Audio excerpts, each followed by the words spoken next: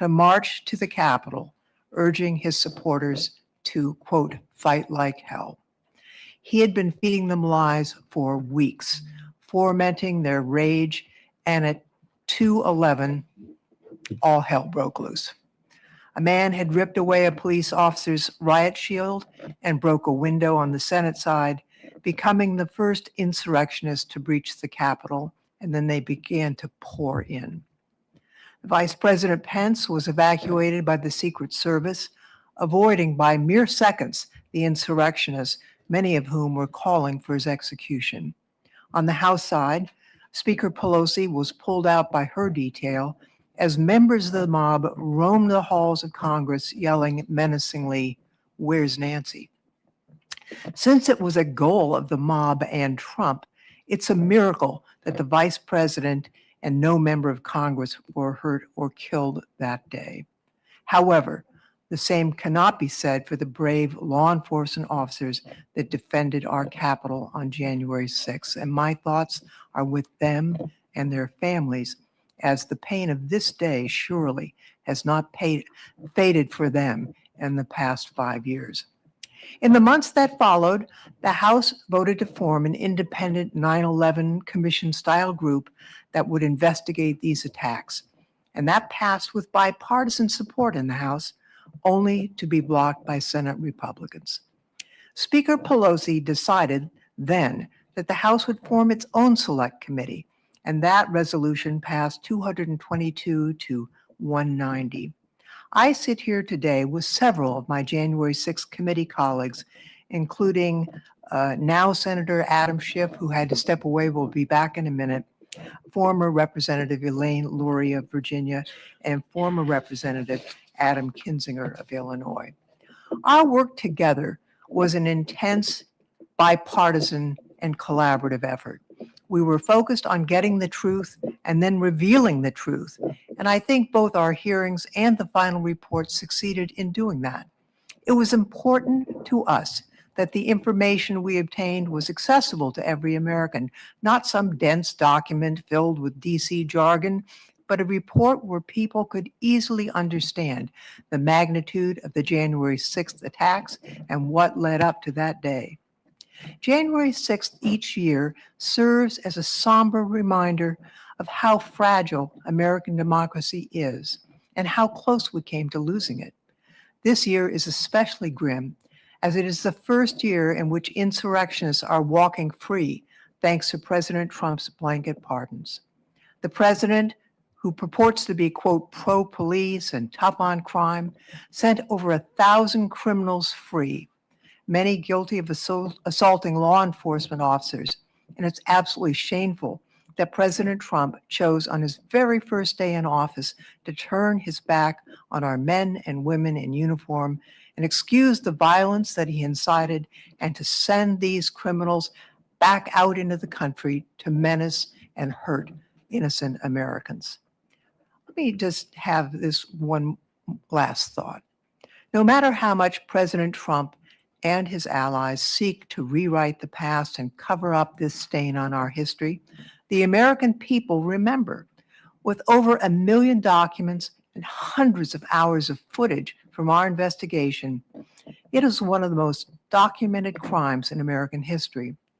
And there's no doubt about who was the most culpable for that terrible tragedy.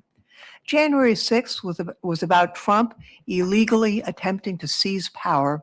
And as president, he continues to aggressively exercise power to the detriment of the American people. For example, his use of tariffs, which is hurting the pocketbooks of Americans all across the country.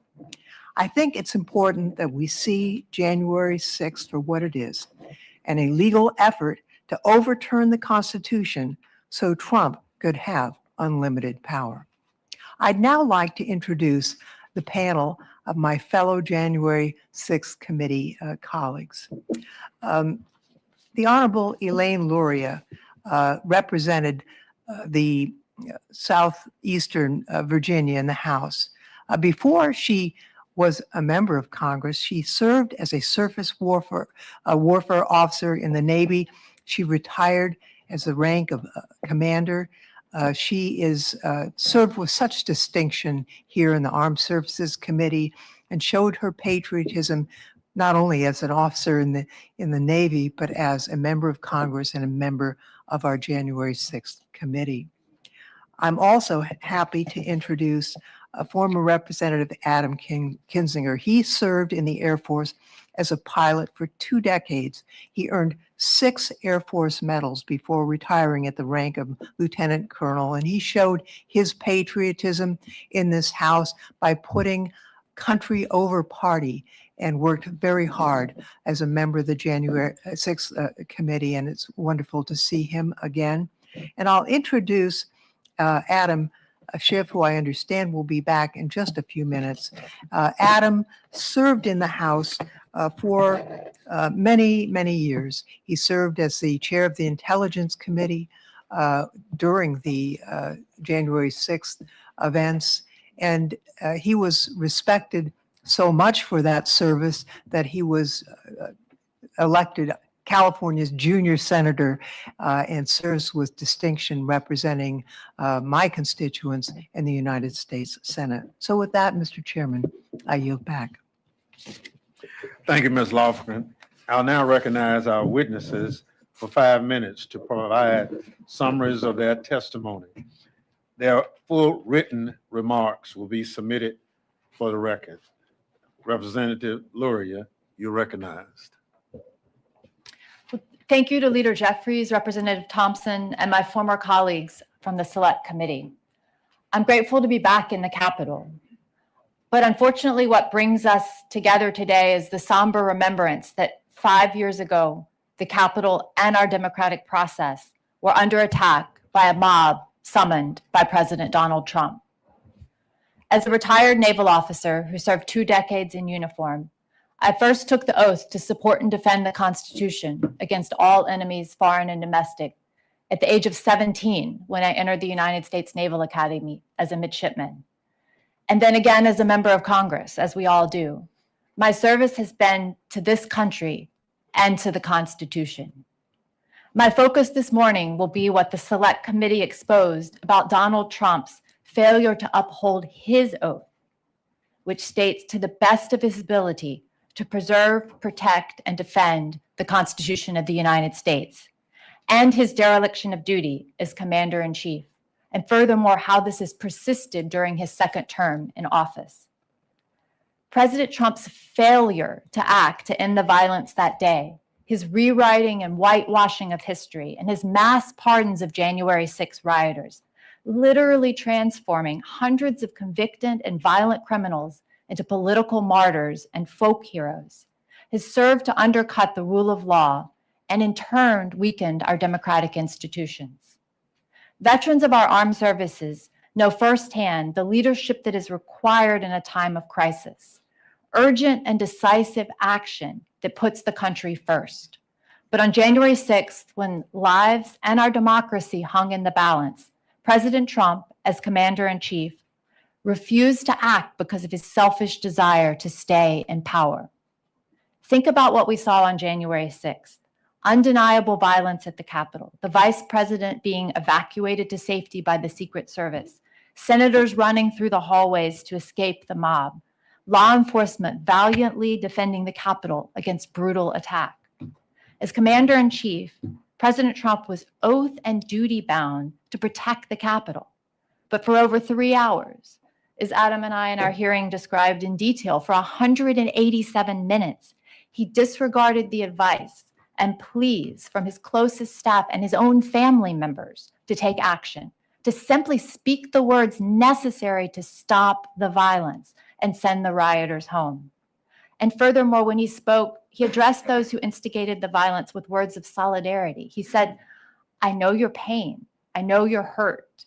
He doubled down on the stolen election claims and then finally said, "I know how you feel, but go home and go in peace." President Trump also bears responsibility for the extreme delay in the DC National Guard arriving at the Capitol until after the violence had largely subsided. The DC National Guard is unique. It answers directly to the president. Senior Guard leaders have since testified that President Trump could have expedited the Guard's deployment with a single phone call. Instead, the Guard waited for hours, despite being positioned merely blocks away at the DC Armory. Rather than act, President Trump watched the chaos unfold on television from his private West Wing dining room. He made no call to deploy the Guard. Instead, he watched the attacks on Vice President Pence and justified the mob's "Hang Mike Pence" chants as common sense. The Guard arrived 3 hours and 19 minutes after being requested, well after the worst of the violence had already occurred. We'll never know how many law enforcement officers might have been spared their brutal injuries, or how many lives might have been saved had the commander-in-chief done his duty in the moment when it mattered the most. What we do know is that it was an outrageous dereliction of duty and a profound violation of President Trump's oath of office. President Trump has rescripted the norms of government service to require personal loyalty over loyalty to the Constitution. Our military leadership has resisted this and has held firm despite ever-increasing pressure. Yet President Trump continues to blur the lines between the duty of the military to the Constitution and his political aims. Days after losing the 2020 presidential election, President Trump fired Secretary of Defense Mark Esper for this very reason: insufficient personal loyalty. This was an extraordinary action by a lame duck president during a presidential transition that alarmed national security professionals on both sides of the aisle. Secretary Esper had resisted Trump's efforts to use the active duty military forces for domestic political purposes. He imposed invoking the Election Act to deploy troops to American streets during protests. He counseled against Trump's suggestions that troops should just shoot protesters. Since resuming office, President Trump has again politicized the armed forces, opening a baseless investigation into the former chairman of the Joint Chiefs of Staff, Mark Milley. He and his administration purged senior military leadership and fired the service branch's top lawyers, simply deeming them roadblocks. He threatened to recall a sitting U.S. senator to active duty to be tried for claims of sedition under the Uniform Code of Military Justice. This is an extraordinary step to weaponize DOD against a member of the legislative branch. He has described fellow Americans as the enemy within, suggested the military straighten out American cities, and even proposed using American communities as military training grounds. These statements coincided with troop deployments to American cities over the objections of state and local leaders, and with a systematic effort to muzzle the Pentagon reporting by restricting press access to the Pentagon unless pre-approved by the administration. As someone who served in military and in uniform for 2 decades, I find this vision for our military deeply un-American. President Trump did not only attack this building and our democracy, he attacked the fundamental idea that the military serves the Constitution, not a man, not a party, and not a political agenda. This trend has only accelerated since his explicit display of dereliction of duty on January 6th, and should stand as a warning to all Americans that living in a free democracy is not self-executing. It depends on leaders and citizens choosing to uphold our values. We owe it to the law enforcement officers who defended the Capitol, those serving in uniform today, and the generations to come to lead that fight. And this is one that I will never abandon. Thank you. Thank you so much. Chair now recognizes Representative Kinzinger. You're recognized. Well, thank you, Chairman Leader Jeffries. Thanks for having me. It's way different on this side, guys. Let me tell you. I want to just briefly talk about the whole idea of this plaque. It's shocking to me, by the way, that has not been put up. Now, I am convinced that it will be put up at least by next January, and I'll humbly suggest maybe you can double the size of it by then. 5 years ago today, the president decided that America's legacy of transfer of power was beneath him. It was beneath him. And we all know what he did. He sent the mob to the Capitol and tried to rob the American people of their votes. He aimed to destroy America's self-determination and replace it with his own corrupt will. We've all seen the videos. We even saw them today. You know how vicious it was. No rational person can look at that violence that occurred on January 6th and think that it is not wrong. But even more concerning is that threats to our democracy have continued beyond what we've witnessed 5 years ago. And it's continued to today. The persisting threat to our nation lies in how Donald Trump and his allies have manufactured an alternate reality of conspiracies to support their violent siege of our democracy. It's simple. They want to rewrite history. By the way, we won't let them. These conspiracies started even before January 6th. The moment that Donald Trump realized that he could lose to Joe Biden, he began touting the big lie to undercut the public's trust in the election. And we all know that the thing that holds us together as Americans and the thing that allows us to self-govern is our belief that we can vote. If you're allowed to vote, the votes are counted and the winner wins. And when you violate that, you create real damage to the American people. When he began touting that big lie, he wanted us to believe that the election was stolen, that there was widespread voter fraud. This has been unequivocally disproven. It's been debunked by a series of independent agencies, Trump's own advisors, and more than 60 courts that did not rule in Trump's favor. And yet Donald Trump continues to spin. Trump even lied a few weeks ago when he told a little girl calling the White House on Christmas Eve that he had won Pennsylvania in 2020. He said he won Pennsylvania 3 times.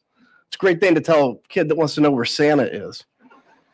And his supporters follow suit, either knowingly pushing debunked conspiracy theories or still duped by the MAGA cult to spread ridiculous, widely disproven narratives whitewashing Trump's role and minimizing the attack. For example, his followers claim that Capitol Police opened the door to rioters, even though we have the footage of these officers being attacked and run down, with rioters literally stepping over injured officers to get inside. They claim that the January 6th attack was a sudden, unpredictable event. In reality, Trump sent rioters to the Capitol on January 6th, and we have the receipts showing that extremist right-wing groups planned the attacks for weeks beforehand. They also like to claim that the left-wing group Antifa, not Trump supporters, secretly orchestrated all the violence on January 6th. But we know it was groups like the Proud Boys, Oath Keepers, that started the violence on the 6th. DOJ's and FBI's own investigation debunked that wild theory. Many of my fellow Republicans even want to pretend that Donald Trump wasn't responsible for it and that he did not condone the violence on January 6th, even though we all can plainly see that it was Donald Trump who called on his supporters to march down Pennsylvania Avenue and fight like hell. It was Donald Trump who sat in the White House, as we discussed, for 187 minutes, watching the attack unfold, throwing gasoline on the flames with his 2:24 p.m. tweet targeting Vice President Pence in the middle of it. And since then, he's called January 6th defendants political prisoners and hostages. I want to point out here for a second that when these folks were arrested, they were contrite, as Ms. Hemphill was. And then the whole media organization of some of these came around and started calling them political prisoners. And when they did, they made them victims. And then that's when you saw the narrative change from they broke the law to they're victims. This is then in one of the first acts of the president's term, he immediately pardoned all of those people who took up arms for his wicked cause that day. I hear often, well, Adam, Trump only pardoned the innocent ones. He never pardoned. Cop beaters are real criminals. Well, that's obviously another false narrative. He didn't just pardon the nonviolent or non-dangerous people. He pardoned every single criminal who beat, kicked, punched, and pepper sprayed over 140 of our law enforcement officers. He pardoned every single criminal who helped drag a screaming officer into a crowd and said to shoot him with his own gun. I get asked frequently, why are you still going on about January 6th? Can't you just let it go? If our country had achieved real accountability and deterrence, we could move on, but we have not.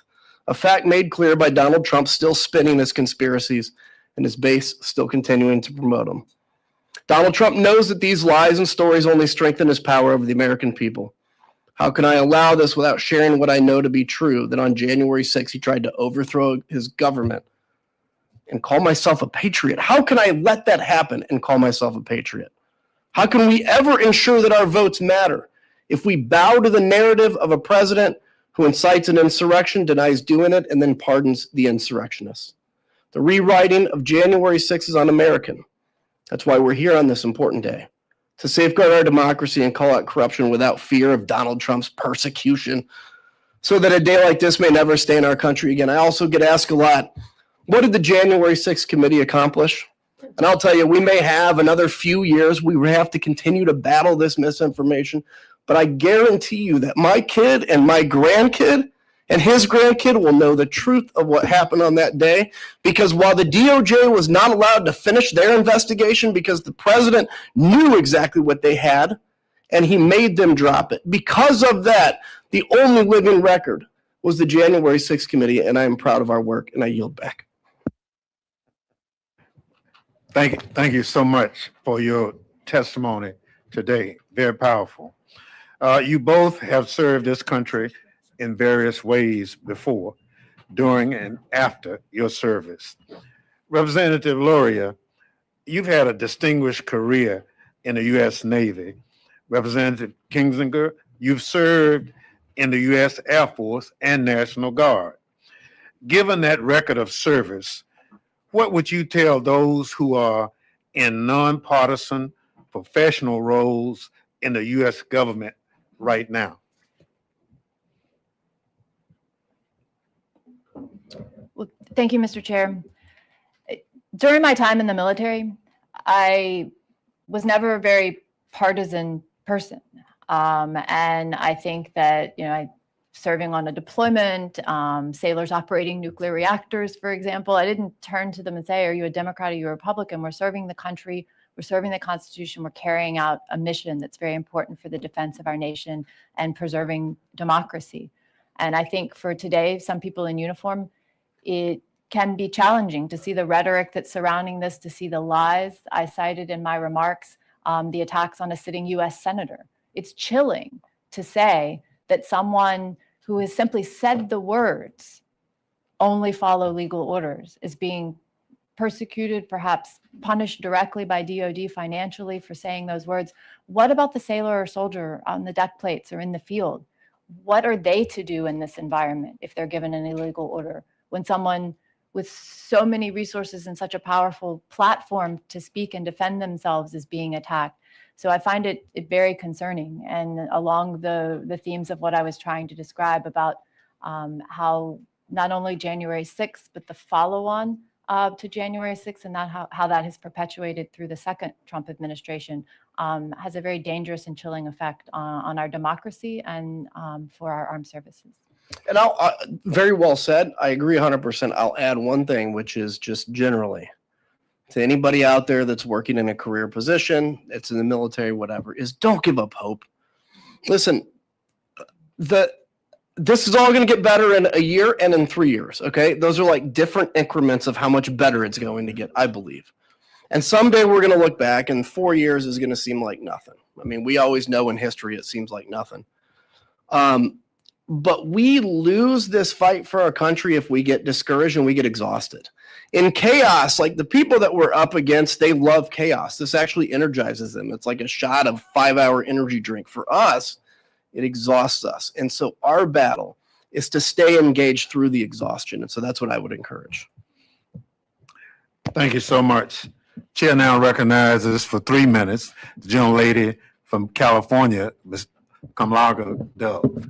Thank you, Mr. Chair, and I want to thank our witnesses for being here today. I have to say, Representative Kinzinger, I've been rereading some of your interviews and your article on Substack, and I have to tell you that I'm not reading Republican, I am not reading Democrat, I am reading American. And so I thank you for that and for fighting against the brain rot. So you were on the select committee and you shared your experiences post January 6th.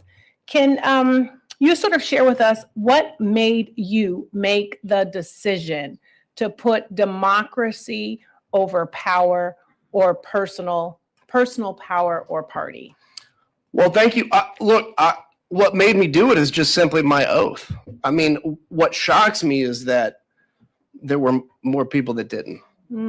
I said this and I mean it, like I'm not there. Nothing that I did was heroic, but I was just surrounded by a bunch of cowards that were too scared to do it. I mean, this is like To me, it's the most basic thing. How do you defend your country? You have been, as a member of the House, God has basically, they have picked you to represent 700,000 people. What an honor that is. And you're going to sit there and say, my career is more important than this moment with 700,000 people?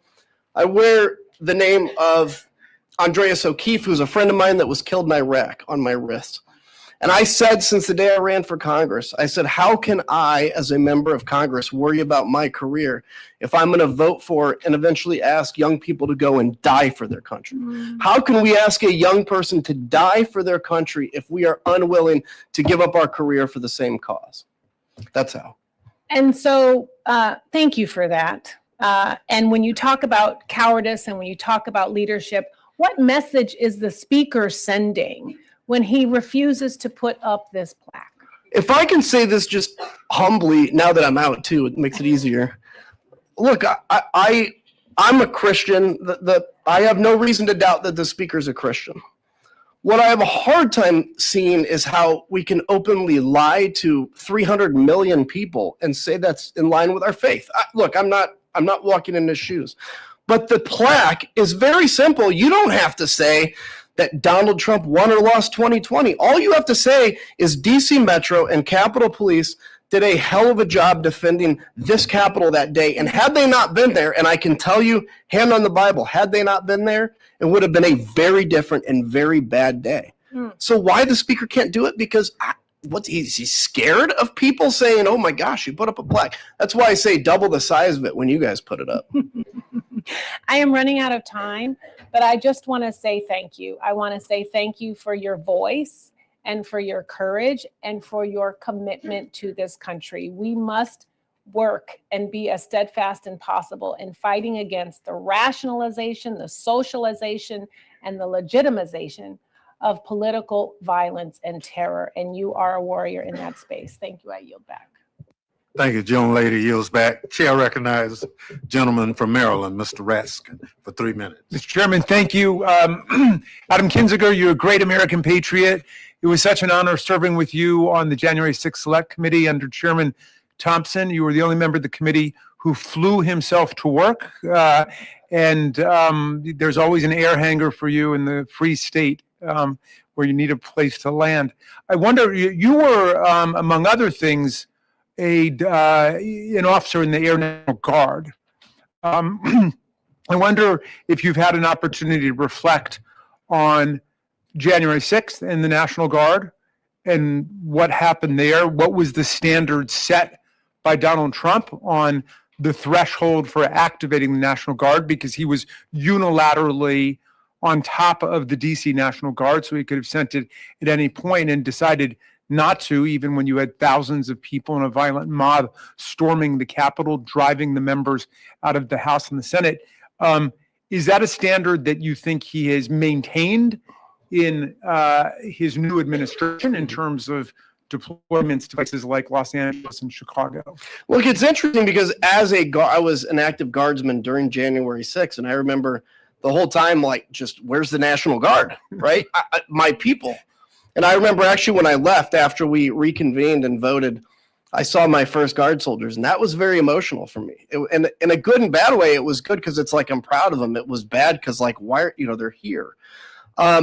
If you guys remember, after that day, my fellow Republicans tried this conspiracy theory that it was either Speaker Pelosi or the mayor of DC who was in charge of the DC National Guard.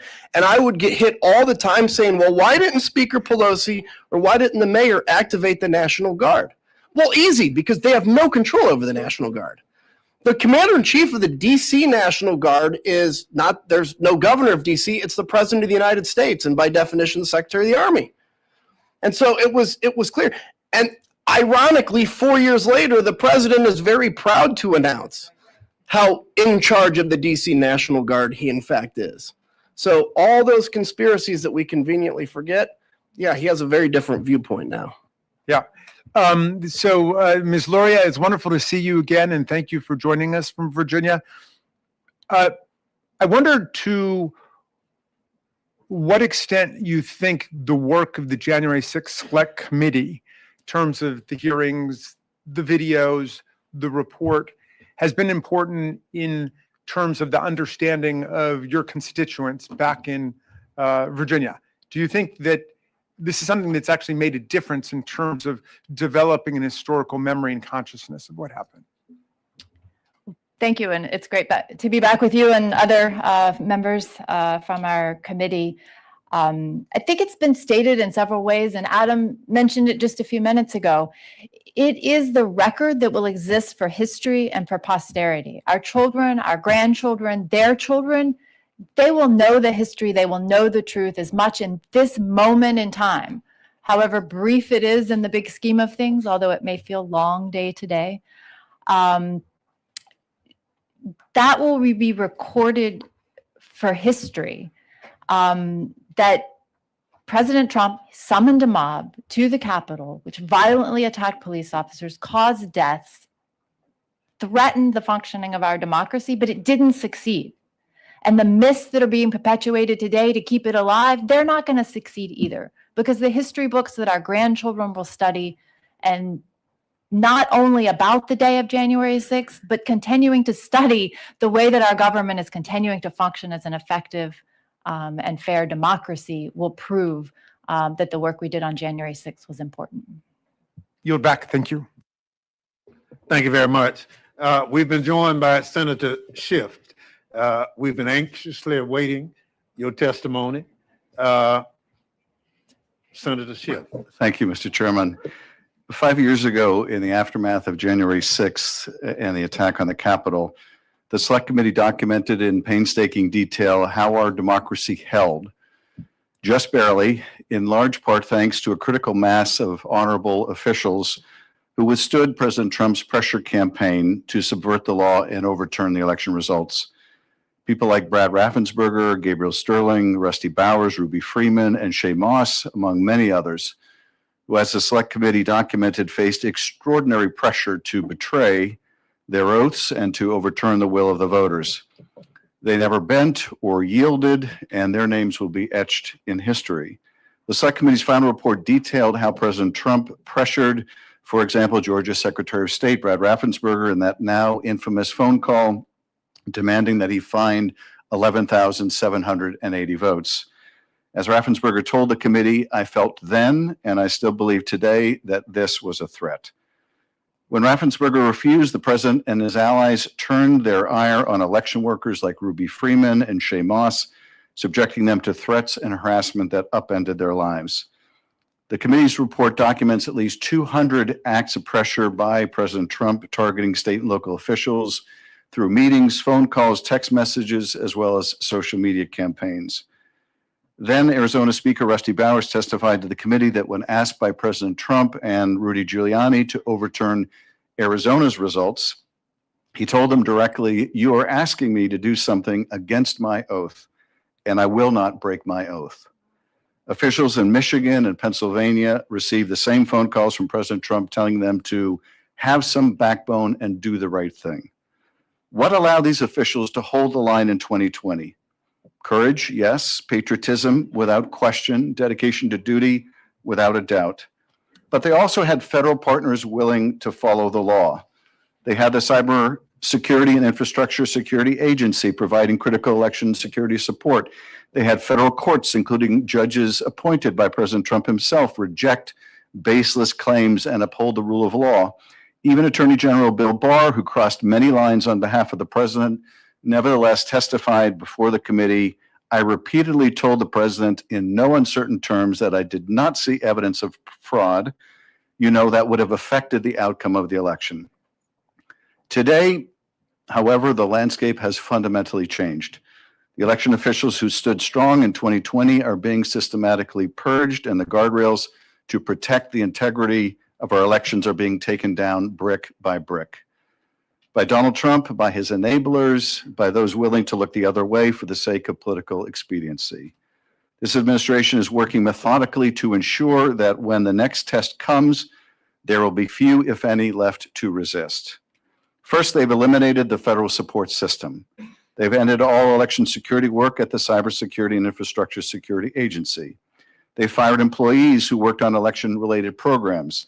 They've ceased funding the Election Infrastructure Information Sharing and Analysis Center, the very organization that helped state and local officials respond to cyber attacks on election systems.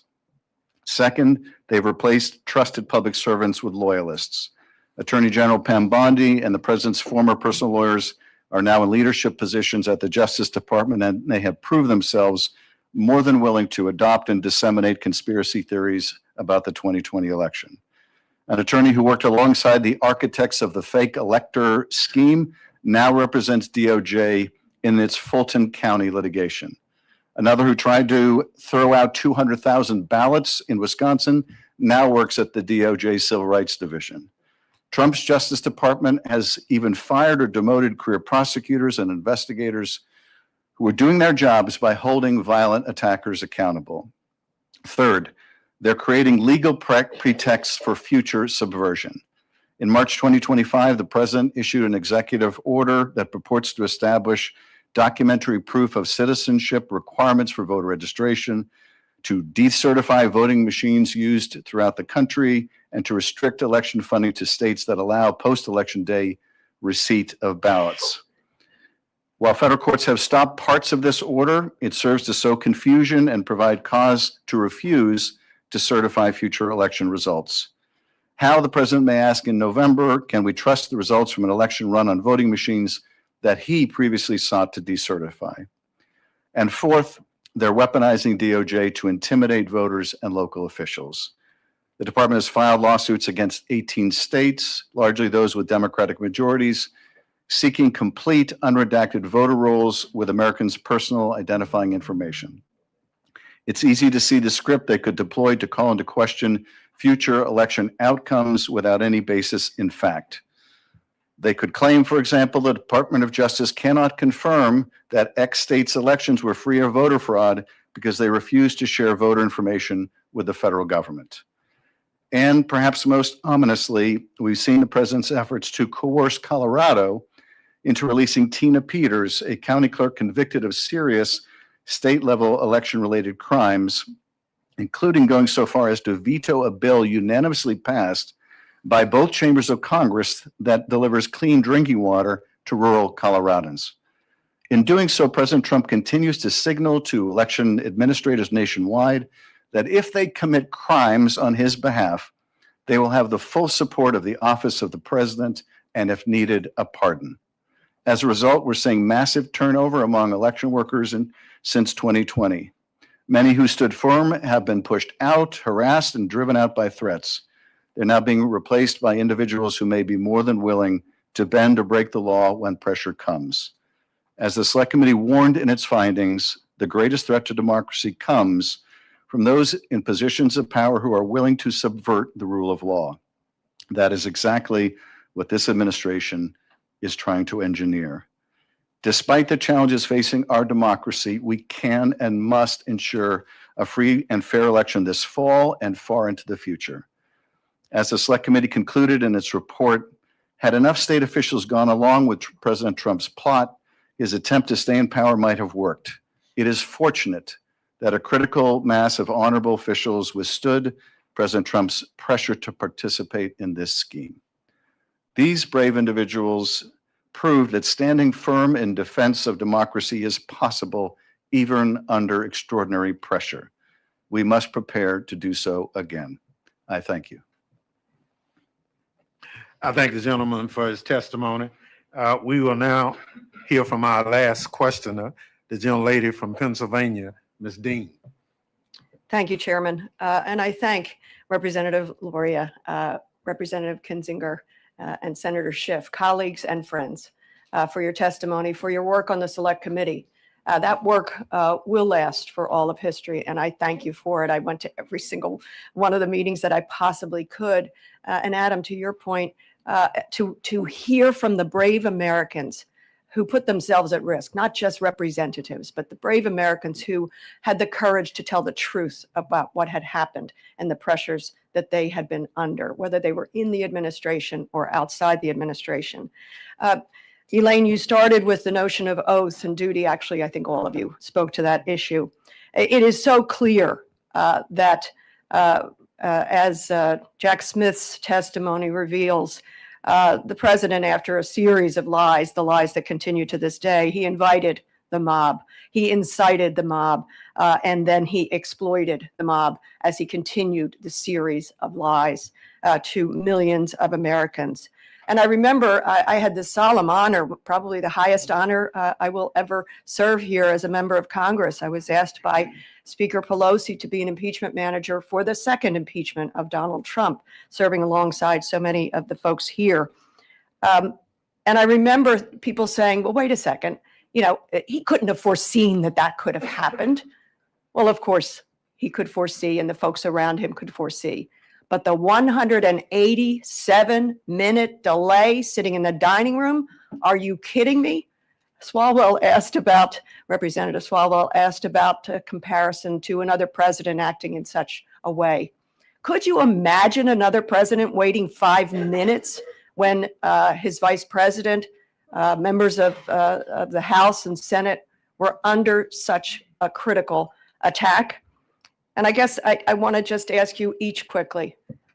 I agree with you. We're going to face the same problem again.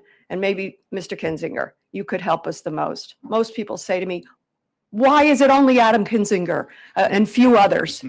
When will they part company with this man of lies and corruption? Can you give us any understanding of that? I mean, when it's been 10 years of him around and you invest so much of yourself in helping to advance the lie, you now take ownership of it if you admit that's what it is. And humans are unbelievably capable of convincing ourselves of anything. And keep in mind the first term of Donald Trump, there are a lot of your colleagues, my colleagues, that either didn't run again, they were beat or whatever for speaking out. And so after 10 years, the only folks left are those that are very willing to bow down and to offer everything to the great Donald Trump. And I tell you, when it ends is in 3 years when he's out of office. And all of a sudden, you know, and potentially what happens here, power is the one thing that can wake them up. And so they're going to lose it. And it's going to be a pretty bad day for them when they do. Thank you all for your extraordinary service to our country. I yield back. Thank you so much. Senator, you'd like to comment on that?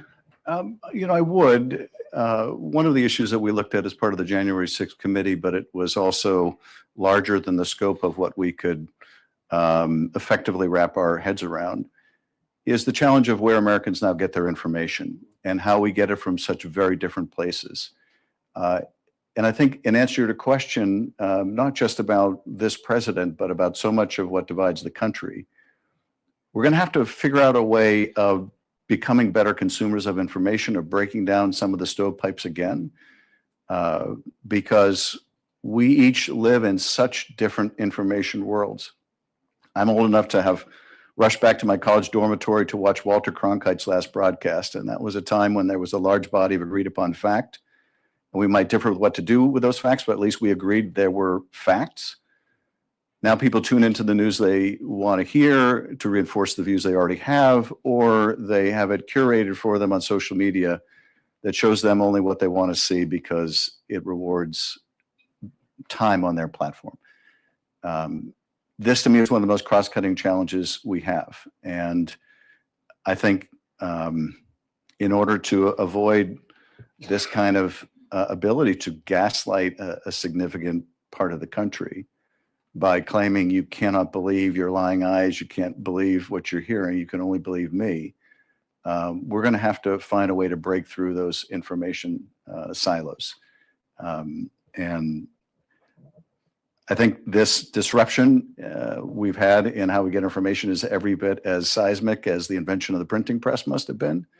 But civilization had centuries to get used to that innovation and not a few wars. We've had a relative millisecond to get used to this media environment, and we're going to have to figure this out. But Chairman, I thank you for hosting this hearing along with Leader Jeffries.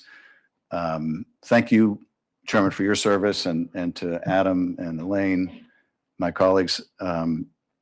Very grateful for your work. Was very proud to serve with you on the January 6th committee. And Adam, thank you for your continued courage and willingness to speak out. And I want to thank our colleagues for appearing here today.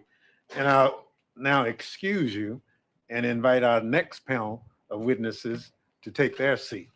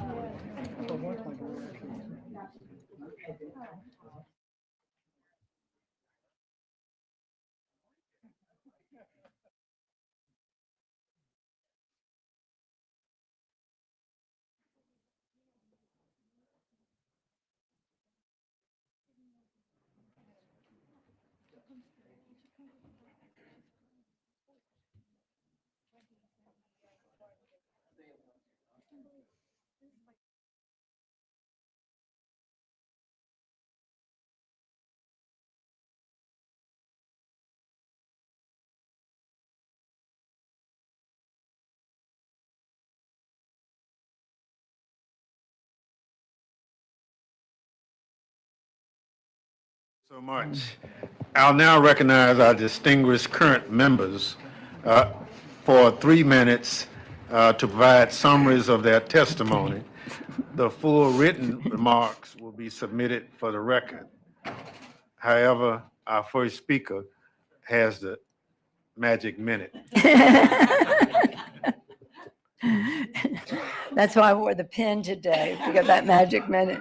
Thank you very much, Mr. Chairman. Thank you for your leadership. You and Liz Cheney did such a remarkable job leading this, the committee, and now the leadership of our leadership, Hakeem Jeffries, Pete Aguilar, who's there, and others, Congresswoman Clark as well. Thank you for bringing us together today.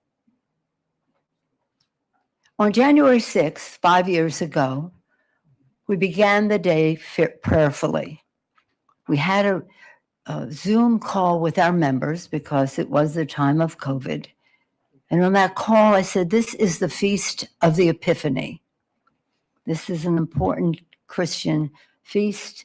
And let us hope that that word epiphany, which means we also not only a feast of the Epiphany, but the idea of the Epiphany, that people will see the light in a different way. We were prepared that day under the leadership of Jamie Raskin. He had prepared us in advance to go to the floor very, very legally. It was about the facts and it was about the law. And it was very nonpartisan. In fact, all of our testimony was based on Republican testimony throughout the states that would be in question. We prayed for the president. We said we weren't going to mention his name in our testimonies of facts and the law, the numbers in the races. And I continue to pray for the president because I could never have had the idea that a president of the United States would incite an insurrection on the Capitol of the United States, this symbol of democracy throughout the world, on the Constitution of the United States, which he took, and we all took an oath to uphold, on the Congress of the United States, who that day had the congressional responsibility to accept the results, to certify the results of the election. The list goes on. And today, that president who incited that insurrection continues to lie about what happened that day. On my way over here, I saw on TV that he was claiming that we did not ask for the National Guard. I thank Representative Kinzinger and as well as Elaine Loria for setting the record straight and other testimony that you've heard here. For over 3 hours, we begged him to send the National Guard. He never did it. He took joy in not doing it, was savoring that. And right now, he was saying on TV today, I wanted to send it, they just wouldn't do it. His own Secretary of Defense, acting Secretary of Defense, testified under oath against what the president is saying today. Maybe not in public, but under oath. God forbid that they ever put this president under oath. His people know never to do that because who knows what will happen. But what he's saying today, still lying about it, is an insult to the American people. Good thinking people in our country, and I believe in the goodness of the American people. Believing in their goodness is what gives us hope that we can move on from this even stronger. His lies that he continues to tell are an insult. The courage of our founders, the beautiful vision they had of this country. And they wrote the Constitution. Thank God they made it amendable so that we could expand freedom over time. But in that Constitution, they knew that we could have a rogue president. Hence, they put impeachment there. But they never suspected that at the same time we'd have a rogue United States Senate, wouldn't have the courage to testify to the truth. However, Senator Mitch McConnell, the leader of the Senate at that time, joined us in calling for the National Guard. Get it over here right away. He used a little slight profanity in what he said. And yet he refused to vote for the impeachment. But nonetheless, getting back to this actual date, because of Sergeant Aguilo Canal, Harry Dunn, Eugene Goodman, Michael Fanone, Daniel Hodgins, Caroline Edwards, because of the actions of these members of Congress and their courage, and I name just a few, but because of the National Guard, our members of Congress were protected. And some of them are here, and I see so many more who will testify. We all know the leadership that was provided by one of our colleagues who will testify, and he told them to take off their pins because these people were coming to get us. How many times did I hear they were going to put a bullet in my F-word head? That's what I heard on TV while we were seeing this on TV. But one thing I knew when we saw that on TV was, despite what anybody would say, that we would go to the floor that night and show the world that the Congress of the United States, that our democracy had survived the insurrection that the United States president had incited. And I want to especially thank the mother, Gladys, and son Kenny, in attendance of Officer Brian Sicknick, Officer Jeffy Smith, his widow Erin is in attendance, and also Officer Howard Livingood's family, Officer Kyle DeFreytag, and Officer Gunnar Hashida. These families made the supreme sacrifice for our democracy. And that day, what particularly offended me was, we know that our founders, the Times have found us, right, Mr.? The Times found our founders to establish this country. The Times found Lincoln to save the Union. The Times found us to save our democracy as well. But when we were watching this on TV, we could see the Confederate flag being flown under Lincoln's dome, the dome that Lincoln built during the Civil War to show the world that America was resilient. Lincoln's dome, there's the Confederate flag, while they were defecating on the floor of the Capitol, insulting the people who managed the Capitol, the staff and all the rest. But it was the courage of our national police and also the Metropolitan Police that saved our lives. It was the courage of our members to go back to the floor that night. I was so proud of them, because you never know in terms of whatever is happening in the White House. Still, it took courage to go back to that floor. Still, when we went back to the floor to continue the work of the Constitution, the Republican members decided to still challenge the results of the election. that it wasn't honest. I mean, the lies were so pervasive. They were so sad. They were so sick. It's almost if you drum up something from the past. Have you no decency? Do you not care about your oath of office? Is your loyalty to that man who incited an insurrection more than your oath of office? Is your political career more important than America to you? Why are you here? Why are you here?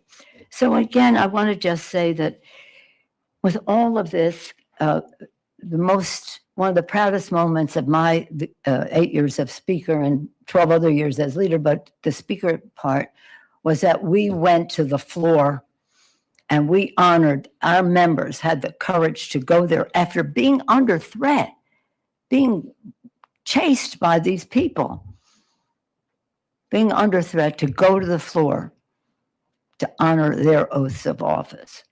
Again, it's one thing, I mean, we're not going to forget. And this committee, the January 6th committee, thank you all for your service in that regard, because there is the record. Think what would have been if we didn't even have that. The public would not even know the destruction of it. The president is always saying to me, well, you weren't ready. I wasn't ready for a president of the United States. Yeah, I wasn't ready for a president of the United States to incite an insurrection against the Congress of the United States, against the Constitution, against the Capitol of the United States. No, who would be ready for that? But we are ready to save our democracy. The times have found us to do that. And again, much to his dismay, we went to the floor that night in the House and in the Senate to honor our oath and to certify the results of the Electoral College. But the one thing that I'll never forgive them for is the trauma that they've created in the lives of our members and their families who are seeing this, and the staff. When we came back from the undisclosed location, where they wanted us to stay, they said, you stay there in a couple of days, you can do that. No, we're going now, and we're going to the Capitol, and we're not staying in any undisclosed location, and we're not doing that. Forget that. So when we went in and saw the staff are these young people who are idealistic, who come to Washington, Democrats and Republicans, come here to be part of what's happening and what will happen for the future, and to see the trauma in their eyes because of this inciter of an insurrection and these people who followed him. Again, one of them having a shirt, Auschwitz, 6 million were not enough, for example, of some of the people who were there.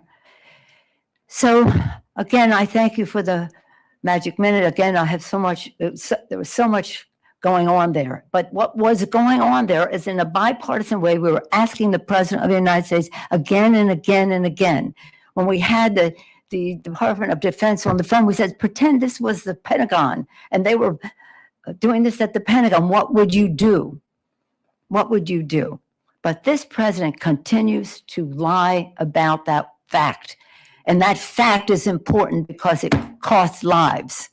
It caused trauma. It sent the wrong message to the world about what democracy is. It was something that made Putin proud. See, democracy doesn't really work because of this president of the United States.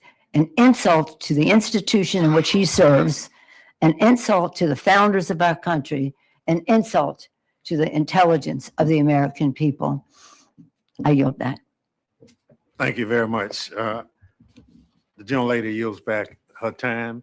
For the record, I'd like to say that there are between 2,300 and 2,600 National Guardsmen stationed in the District of Columbia right now, brought here by the President of the United States. Chair recognizes the gentlelady from Illinois for 3 minutes, Ms. Kelly. First, I'd like to thank Leader Jeffries and the leadership team, Congressman Bennie Thompson and Congressman Jamie Raskin, for hosting this hearing as we remember January 6th insurrection 5 years ago. We remember this day as Republicans try to erase this insurrection from history. I will never, ever forget hiding on my hands and knees in the gallery. I'm not as brave as Congressman Bennie Thompson, so I took my pin off. It was COVID, I took my mask off, anything that was identifying. I remember texting my late husband and my adult children to tell them what was happening.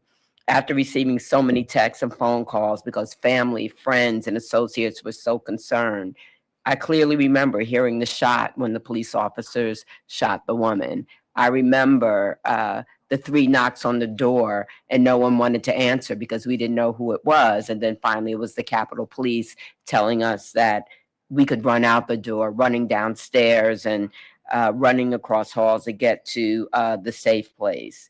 I want to thank all those police officers that helped save our lives and protect us, and the police officers, as we talked about, the 140 that suffered injuries, the 5 that died.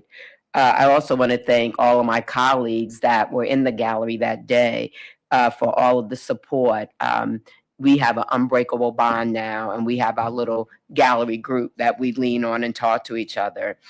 I truly believe that day has led to even more political violence. You know, that was a big impetus. You know, after being sworn into a second term, President Trump pardoned, as we know, the January 6th insurrectionists, an outrageous decision. And many have been arrested for child molestation, sexual assault, and kidnapping. He let criminals loose in our country because he does not care for law and order unless it serves him.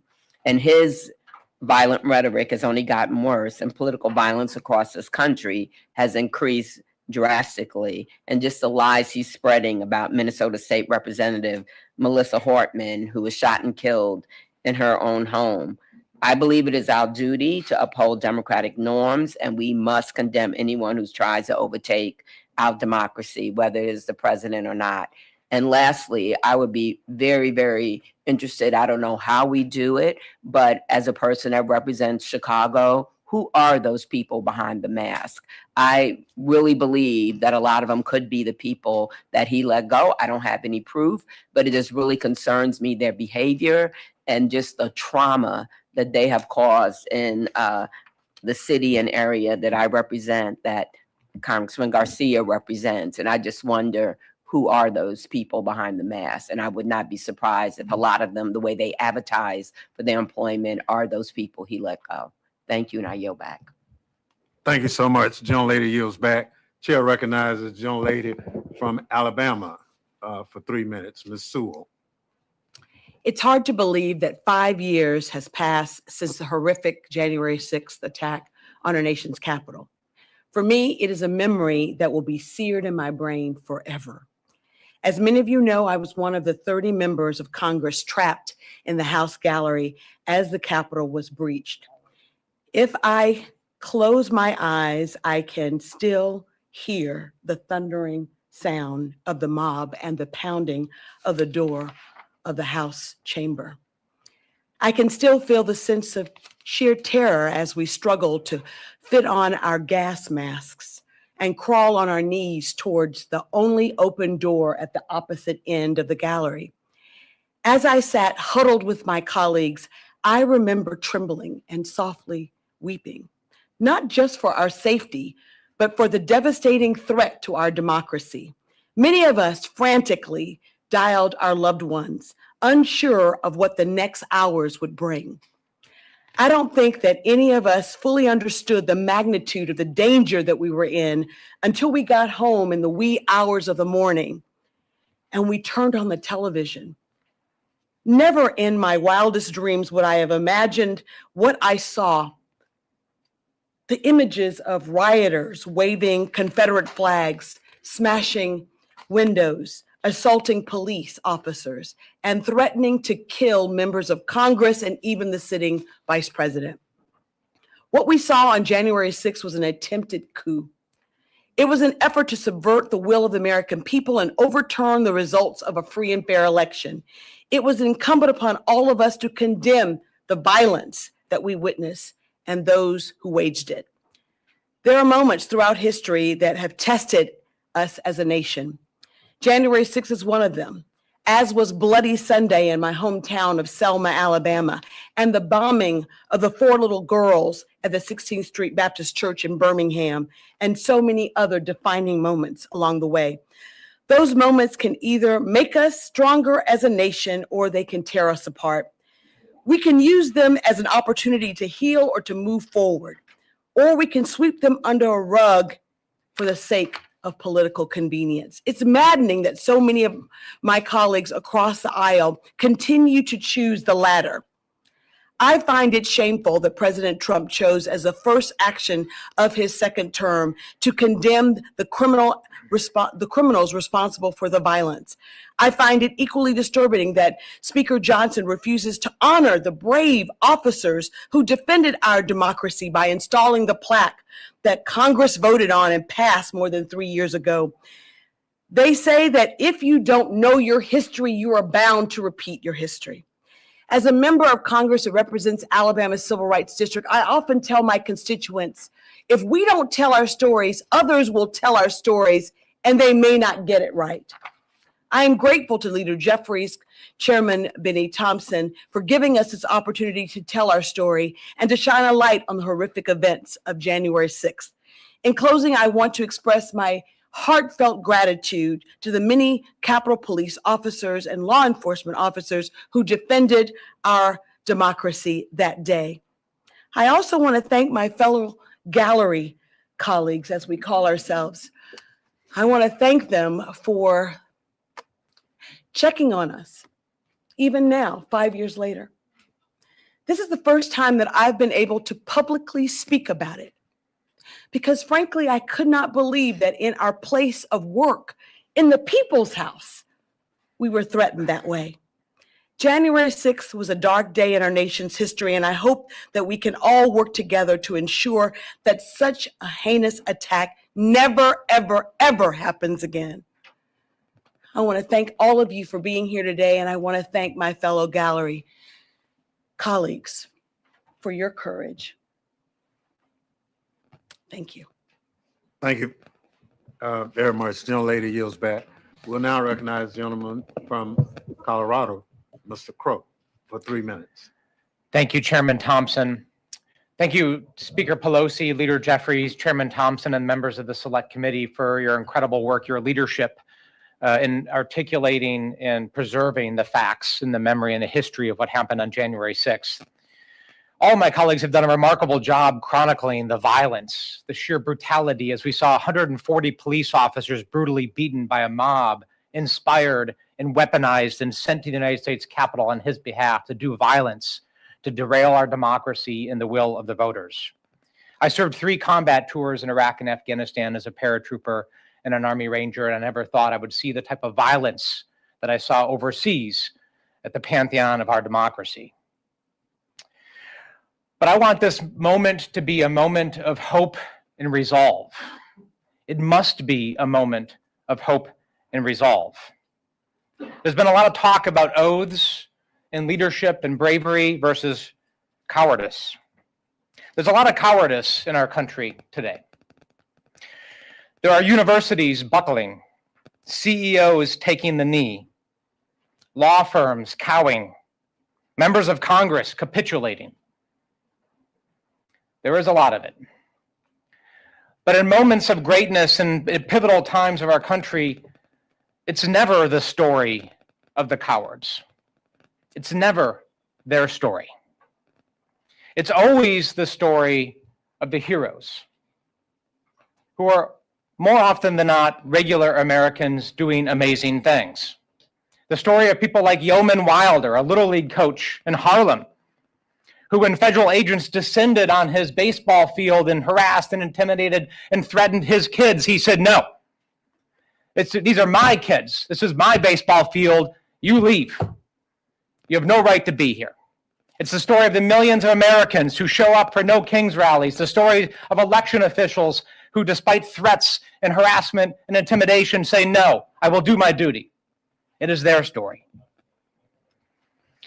As a paratrooper, there's a history and tradition that the senior paratrooper in a plane jumps out of the plane first, and then the other paratroopers follow. And it's based on the idea that Fear is contagious, but so is courage. This is our moment. We never asked for it. None of us woke up this morning thinking we wanted to live in an era of extremism and violence where our democracy is being threatened and disassembled brick by brick. But that is always the nature of leadership. We never get to choose our moment. We only have to answer the question of what we are willing to do to stand up and meet that moment. And that is why I'm so proud to be here with the people at this table, the people at this dais, because you are all meeting the moment. America will meet the moment. And the Little League coaches, the election officials, the store clerks, the police officers, everybody will stand up and defend our country and our democracy at this time of great need. I'm so proud to be a part of it. I'm proud to be an American. And it is a time for new American patriotism, for us to take back our democracy and to move us forward in a better direction. I yield back. Thank you so much for your testimony. I thank our colleagues for appearing here today. Mr. Chairman, Uh, I just want to say Madam that Speaker. so much has been said by our colleagues about courage, and I want to acknowledge Pamela Hemphill for being the demonstration of so much courage here today. I also want to say that 1 year after January 6th, we had testimony from members, and now today we'll have more testimony, and this is really an important part of the record. So thank you so much. We have the, shall we say, they're bonded together forever for being protected. Thank you, Mr. Crow, for doing that. And I will just say this, 2 years after that, I'll mention what Zoe Lofgren mentioned. She said that they were going through the Capitol saying, where is Nancy? Where is Nancy? Where is Nancy? 2 years after that, a person was going through my house saying, where is Nancy? Where's Nancy? Where's Nancy? And acted violently against my husband. So this was a horrible thing, but it bore other horrible things with it. And again, our resilience is our hope, and our hope is our resilience to save our democracy. Thank you for giving us this opportunity. Thank you so much. And I know most of us have had similar challenges of that day. The committee members have constantly getting threats and all that thing. It's not who we are as a country, but when the person at the top promotes that kind of action, this is what you get. And it's so unfortunate. We can differ, but we don't have to do it violently. And so that's where we are faced. So again, let me thank all of you for appearing here today and offering your testimony. And I'll now excuse you and invite our next panel of witnesses to take their seat. Thank you, Mr. Chairman.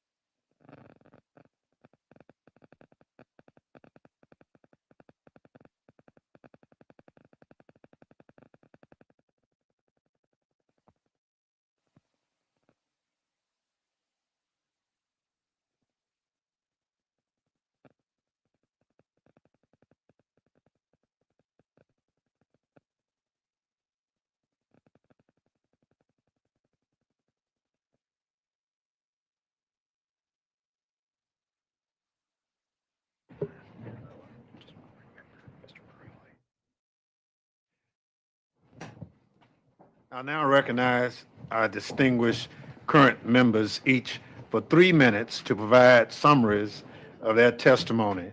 Their written testimony in full will be submitted for the record. Mr. Morelli. Mr. Chairman, members of the panel, thank you for the opportunity to be here today. As Leader Jeffries has often noted, January 6th must be remembered as a dark day in American history like September 11th or December 7th, we must never forget what happened here 5 years ago. Regretfully, that's what congressional Republicans want us to do. House Republicans' attempts to whitewash January 6, 2021 began the weeks that followed the attack, but they accelerated when then leader McCarthy reportedly promised to direct the Committee on House Administration to release tens of thousands of hours of sensitive Capitol security footage in exchange for votes to become Speaker of the House. As a result of this corrupt bargain, in February of 2023, the committee provided unfettered access to tens of thousands of hours of sensitive Capitol security footage to MAGA media personality Tucker Carlson. The footage was made public without approval from the United States Capitol Police.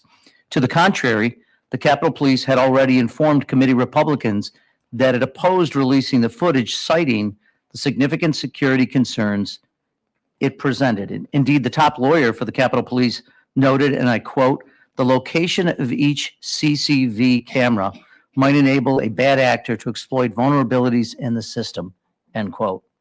The Assistant Chief of Police testified that camera footage of the interior of the Capitol is, again I quote, "highly sensitive information that access to it should be strictly limited," end quote. Congressional Republicans ignored these law enforcement officials and released it anyway. This disclosure was just the first of many efforts to rewrite the history of the Capitol attack.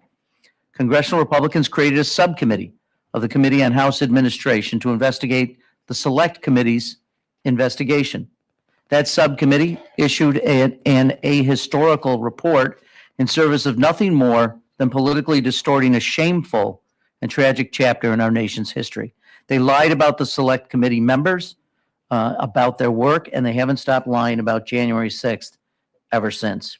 Yet after spending millions of taxpayer dollars during their 2-year sham investigation, the subcommittee found no evidence of wrongdoing by the Select Committee because there was none.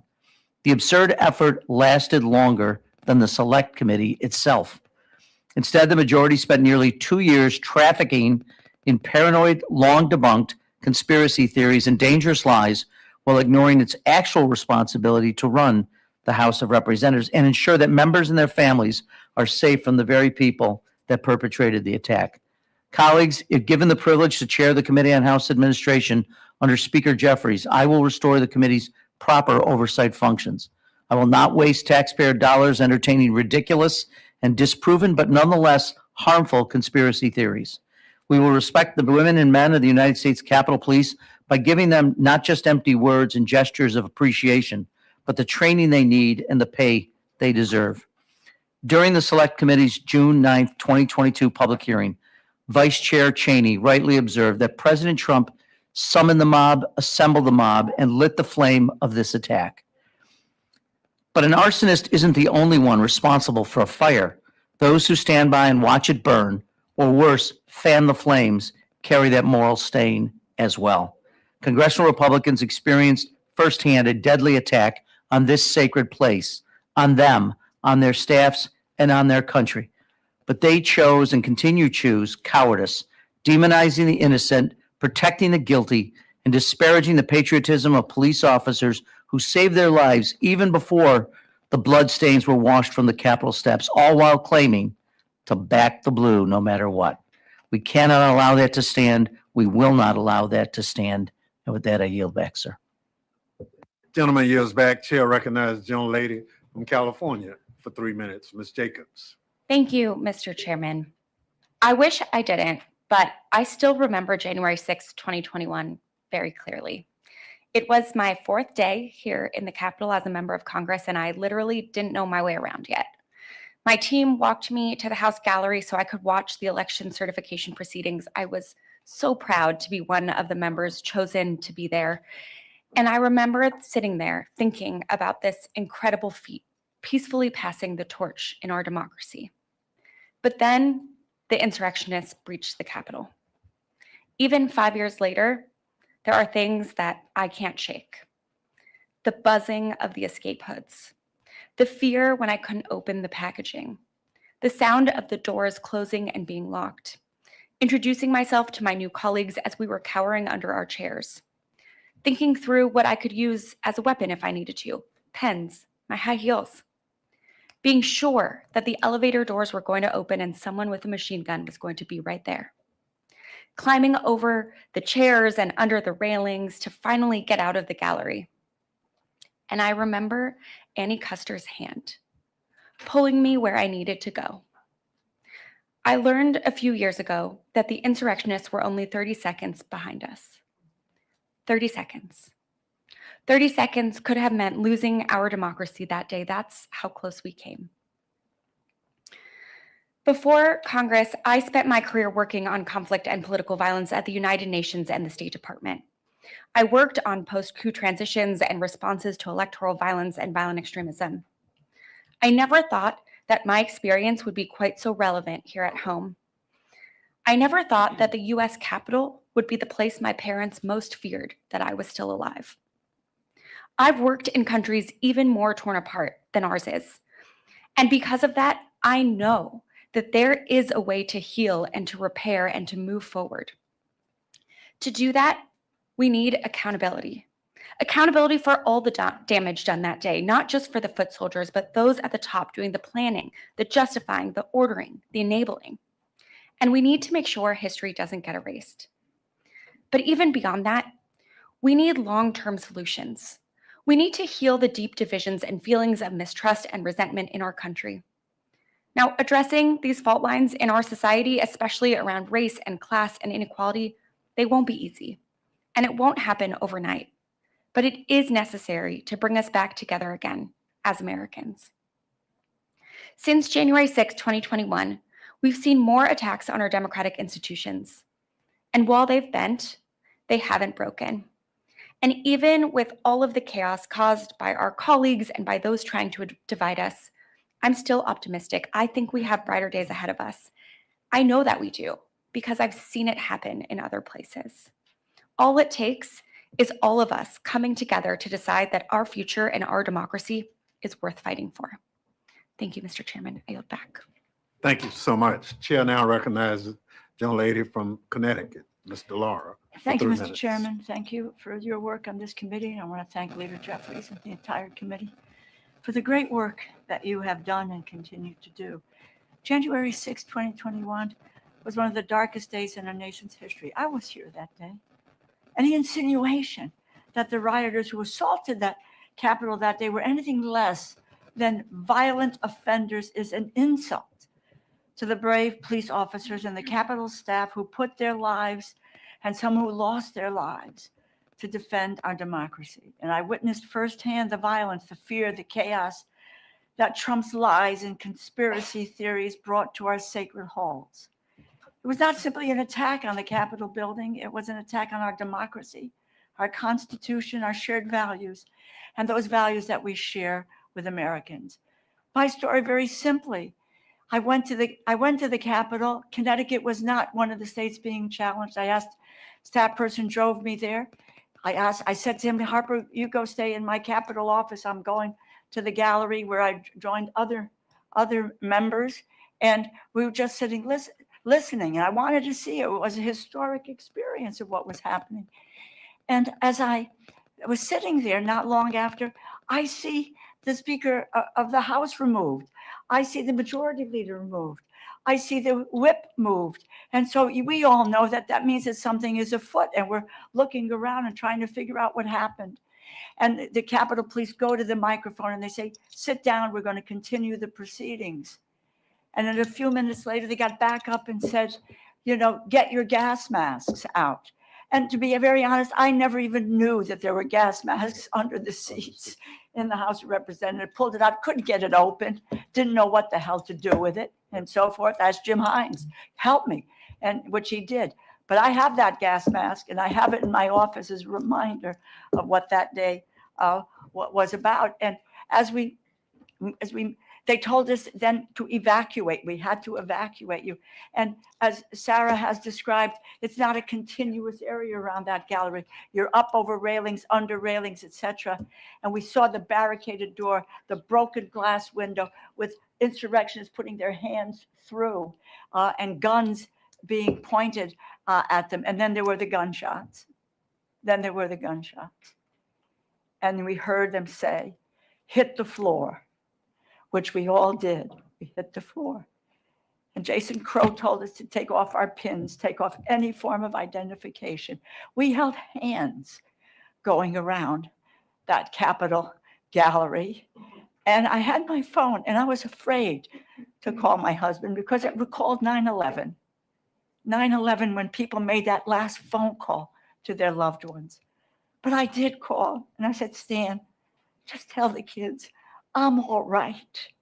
They're going to get us out of here. And the Capitol Police got us out of there. They told us to hold when we got to that door to go out because we weren't sure who was behind the door. And then they said, okay, they opened the doors and the insurrectionists were lying on the ground with the Capitol Police with guns over them. They hurried us down the steps to get out. I wanted to get my staff member. They said, no, ma'am, we can't do that. He is forever traumatized. It took him months before he would ever go back into the Capitol. Let me just end here because we had a president who incited a riot, and we witnessed that he refused to call the National Guard out, which was his jurisdiction.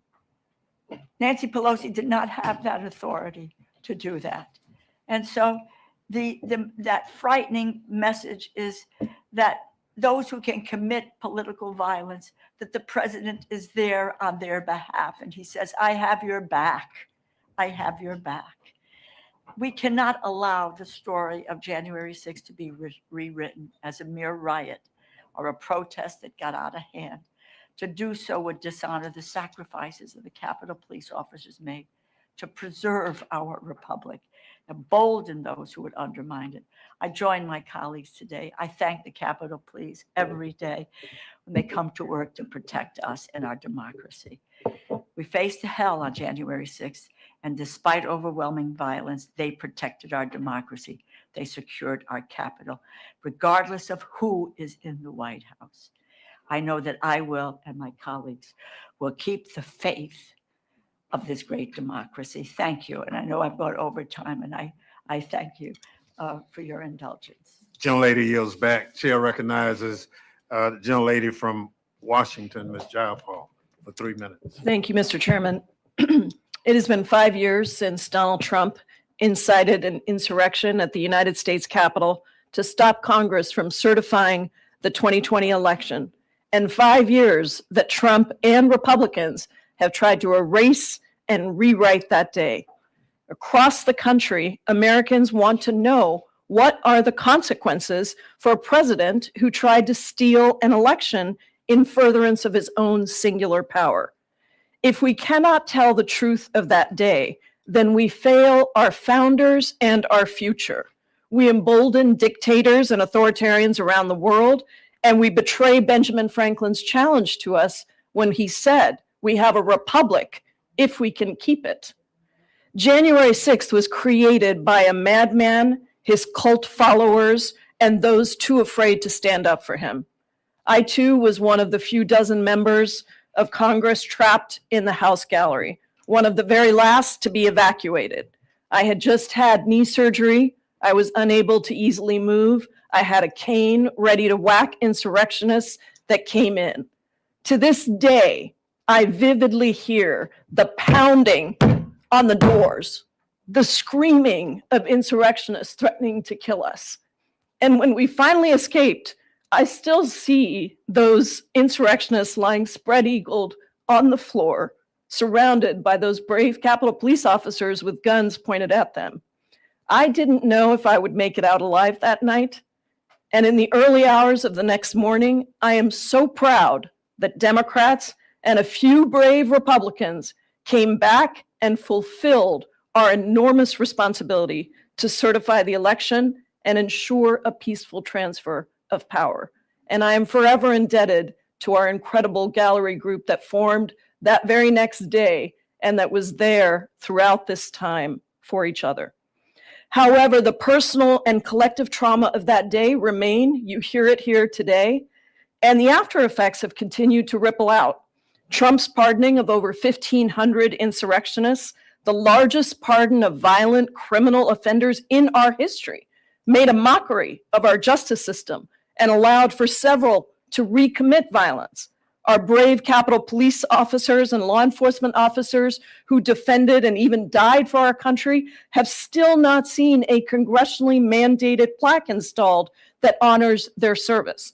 The refusal of most Senate Republicans to convict Trump after the House impeached him allowed for his return as president, this time unleashed to steal Americans' health care, enrich himself, and engage in authoritarian behavior that violates our Constitution and our separation of powers.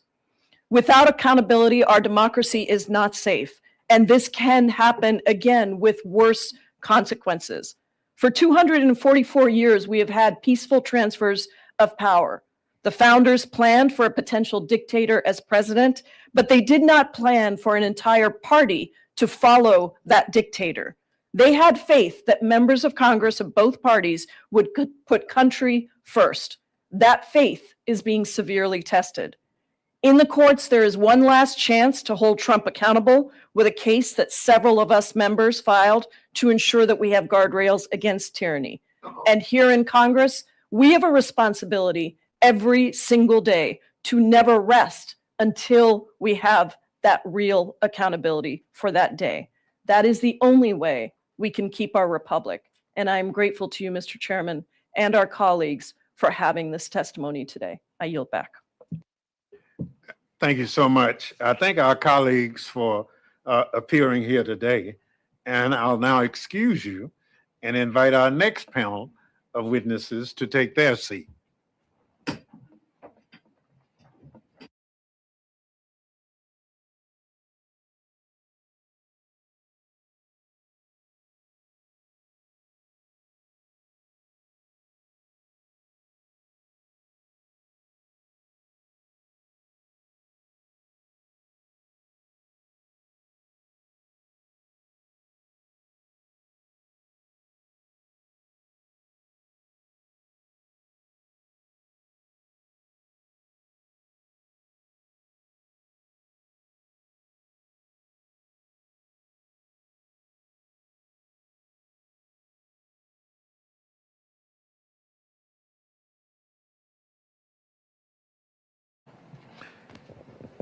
I will now recognize our distinguished current members, each for 3 minutes to provide summaries of your testimony. Their written remarks will be submitted for the record. I now recognize the gentlelady from California, Ms. Torres, for 3 minutes. Thank you, Chairman Thompson and members for convening this hearing. I want to start by thanking the heroes that saved the day that day, and that is the law enforcement officers, Capitol Police, who were here protecting us. 5 years ago, I was on the balcony of the House chamber as a violent mob instructed by Donald Trump to march to the Capitol and to stop the certification of a free and fair election invaded the Capitol. Those were the scariest 45 minutes of my life. Reading the alerts, preparing to fight, watching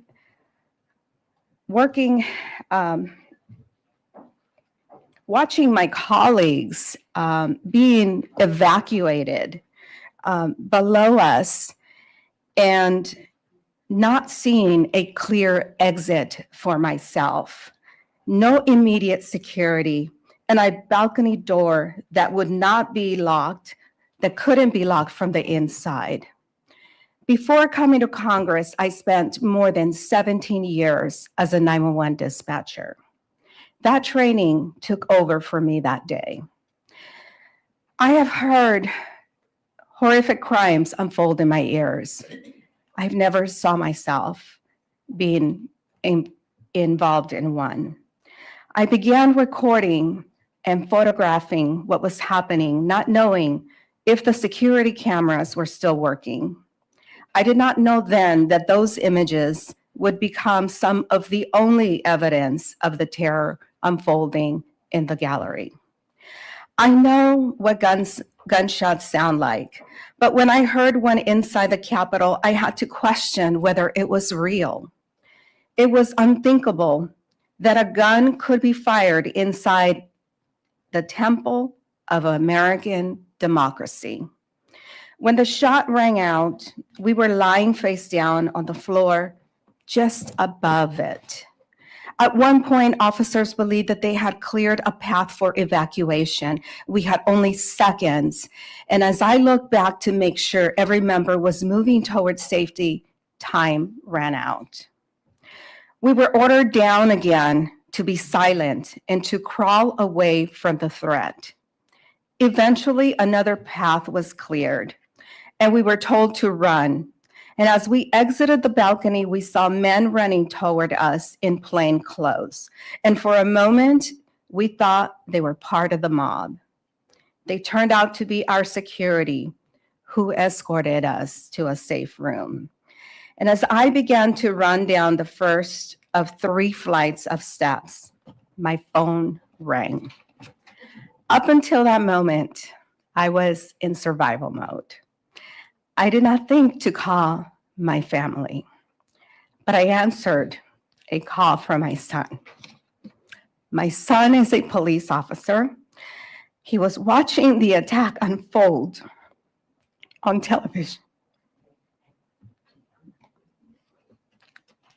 I had seconds to tell him, "Sweetheart, I am okay. I can't talk to you right now. I am running for my life." 5 years later, the threat to fuel that violence has returned.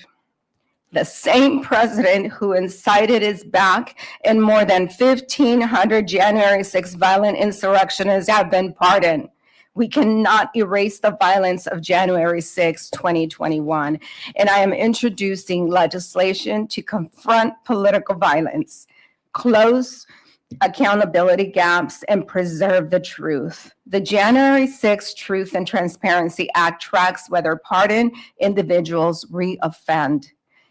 The Insurrection Sentencing Enhancement Act ensures January 6 convictions carry consequences, even if later pardoned. The January 6 Oral History Project Act preserves firsthand testimony, so the truth is never erased or rewritten. These laws are about truth, responsibility, and memory.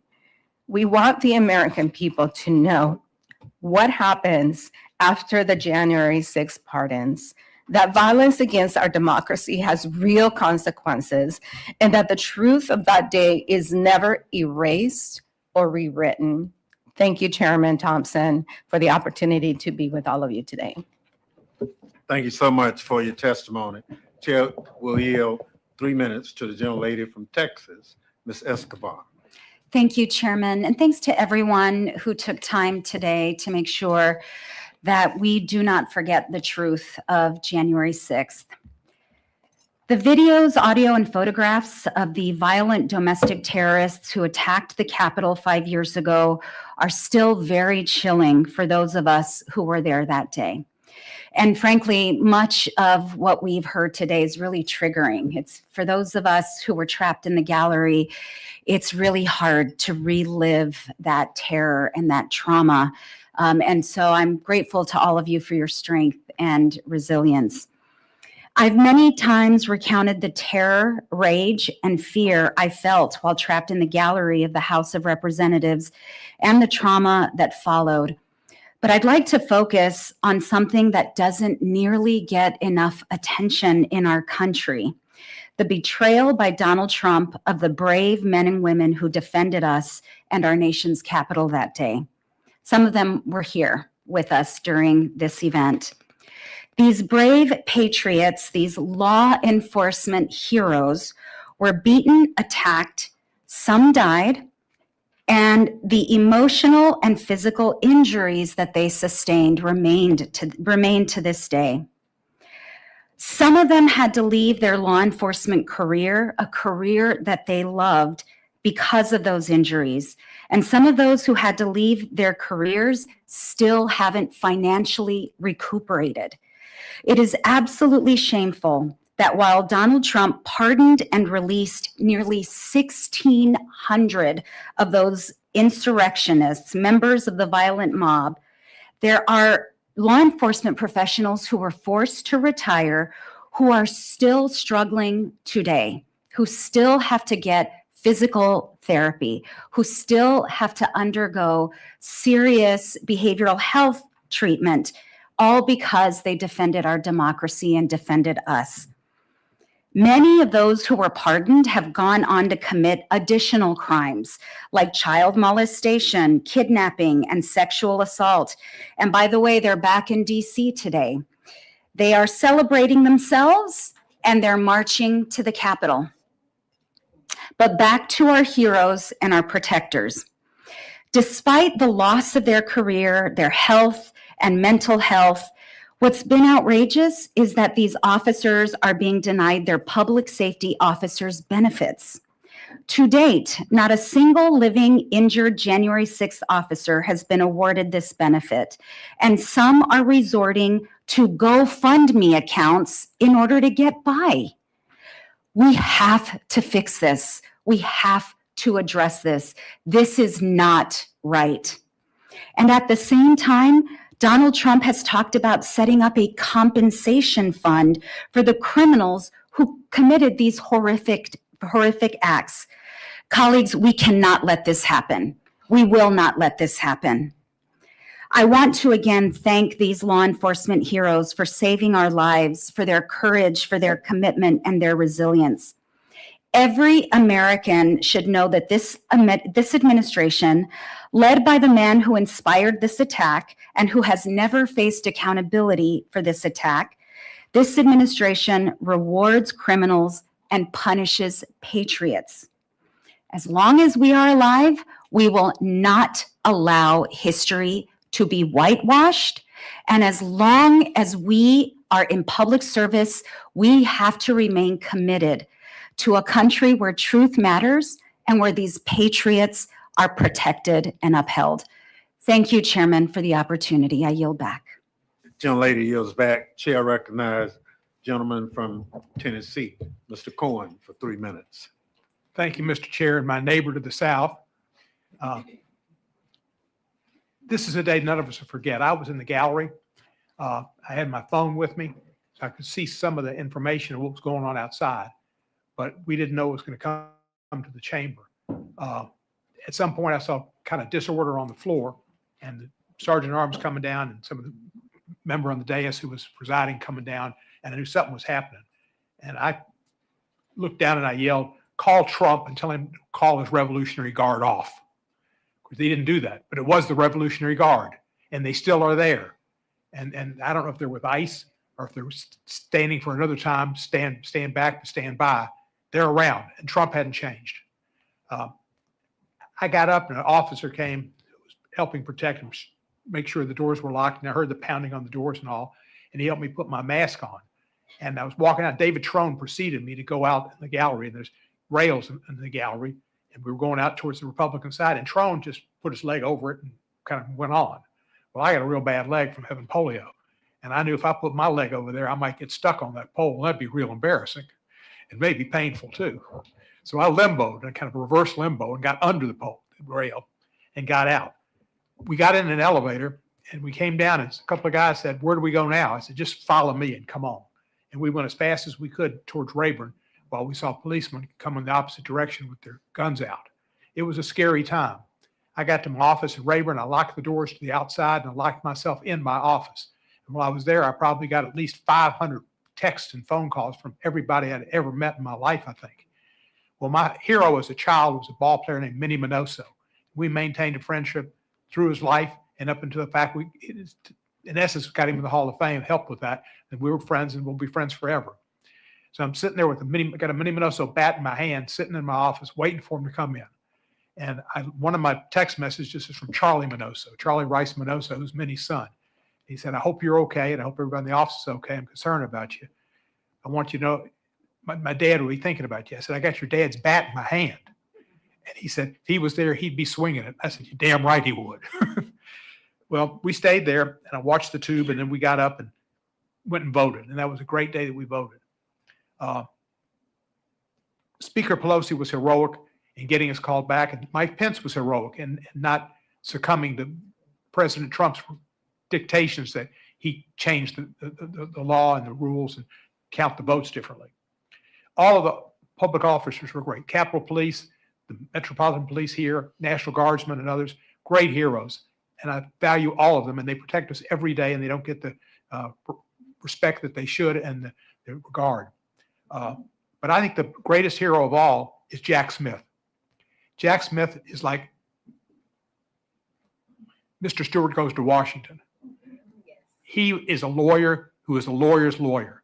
And he found in his work that there was an indictable offense, and he indicted the president for what he did. That needed to happen.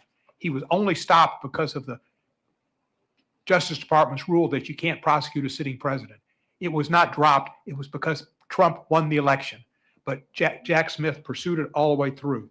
And he is, in my opinion, he testified before a Republican committee that was set up to try to get him in a trap so they could prosecute him for something they could create.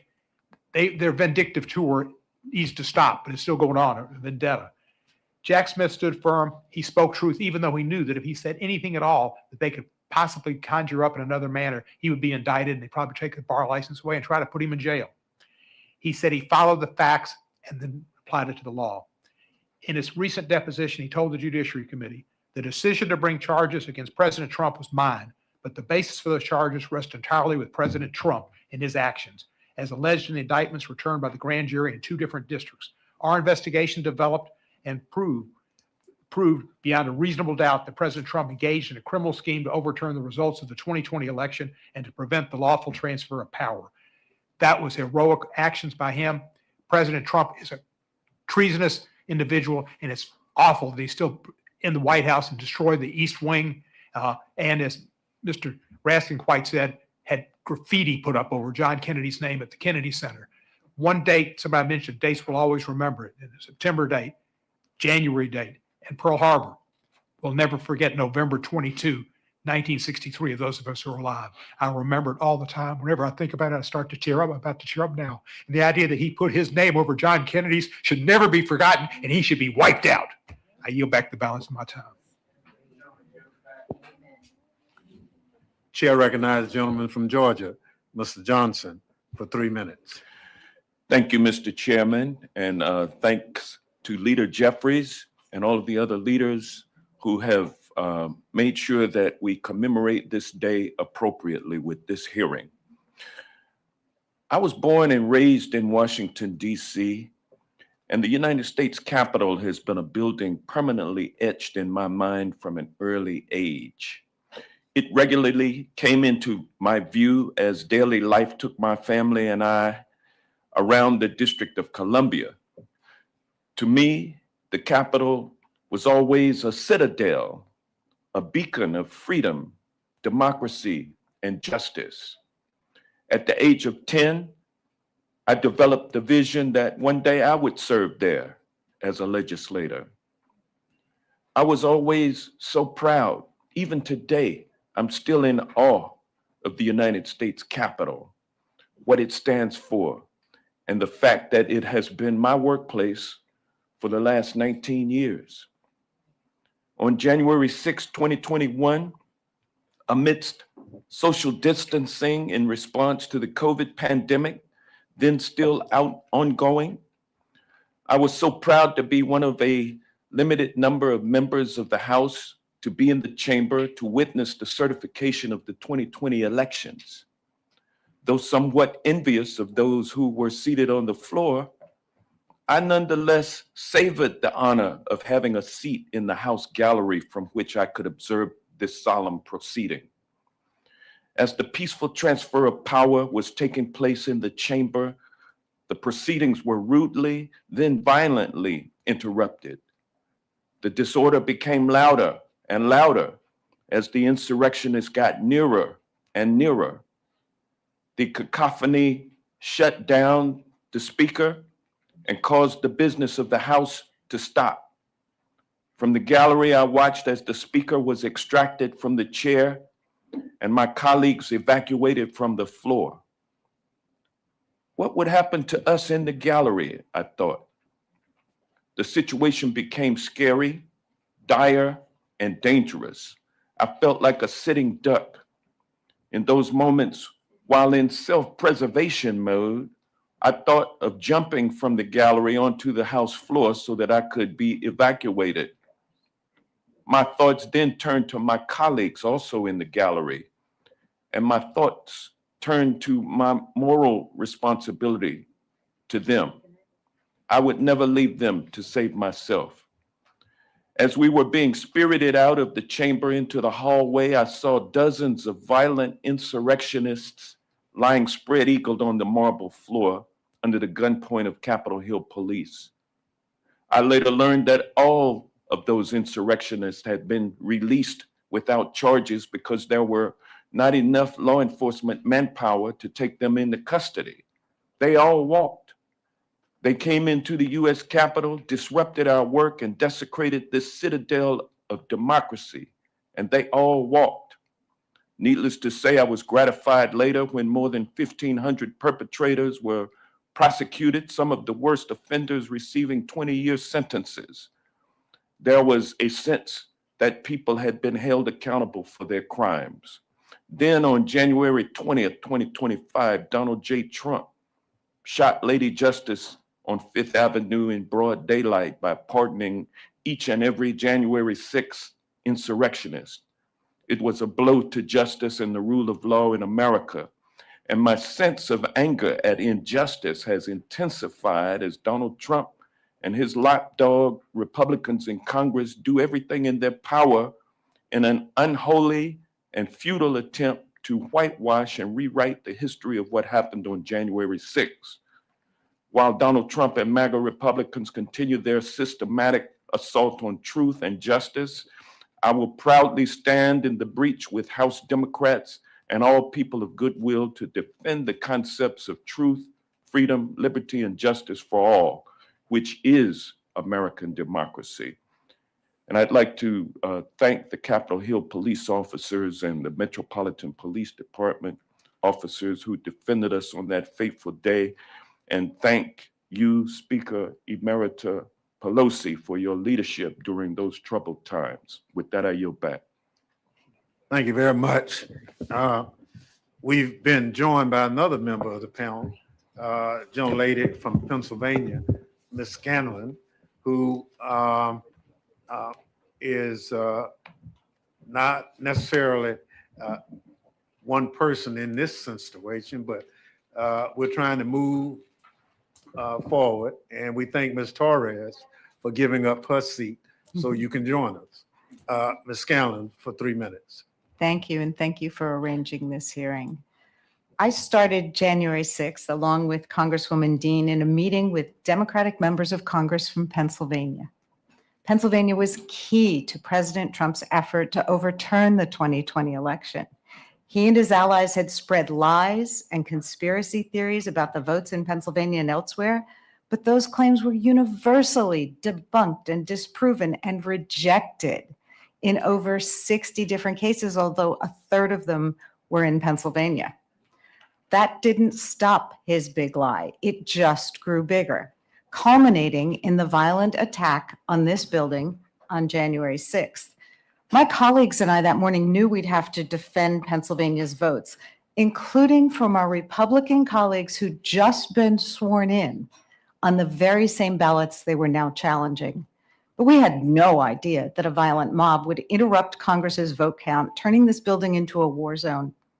I never expected to have to barricade the doors to my office or to see the vice president, members of Congress, and staff fleeing for their lives, to see hundreds of injured police officers, some losing their lives and their livelihoods in the aftermath. Those officers are our guardians, but also our friends. There's one young officer who I still can't see without tearing up because I didn't see him for weeks after January 6th, and I was afraid he'd been grievously injured. So I do still embarrass him by crying on his shoulder. But most of all, I never expected that 5 years later, the lies that led to that tragic day would continue.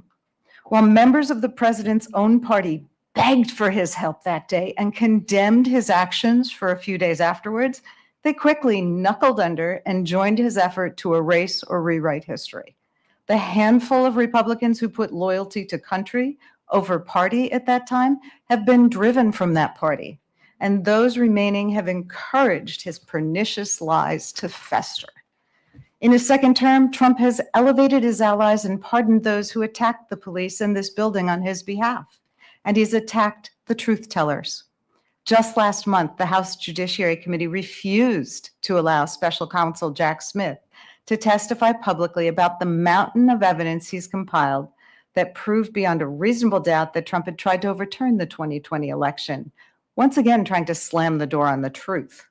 Everyone should read or watch Jack Smith's testimony. Look, our country was built on shared truths. The Declaration of Independence opens with truths that we hold to be self-evident. And our Constitution strives to form a more perfect union grounded in the common good. But this president and his allies have rejected that sturdy foundation of shared facts and values. Instead, they've built a house of cards on lies and greed and the pursuit of power. But houses without a secure foundation cannot endure. The truth matters. Those who deny the horrific violence and lawlessness that inspired the January 6th attack on the Capitol want the American people to forget. They don't want you to question their house of cards or hold them accountable. But we must remember, ever since January 6th, our Republican colleagues have said it's time to move on so the country can unite. We need the country to unite, but to unite in respect for the truth and love of country, to unite in holding accountable those who would lie and undermine our Constitution, because we've seen the consequences of the failure to do so. There can be no unity or accountability without a shared truth based on facts. So today we remember and thank you for this opportunity. I yield back. Gentlelady yields back. Let me thank the witnesses for that testimony. I'd like to now excuse that witness and bring on our next panel of witnesses. We'll pause for the changeover.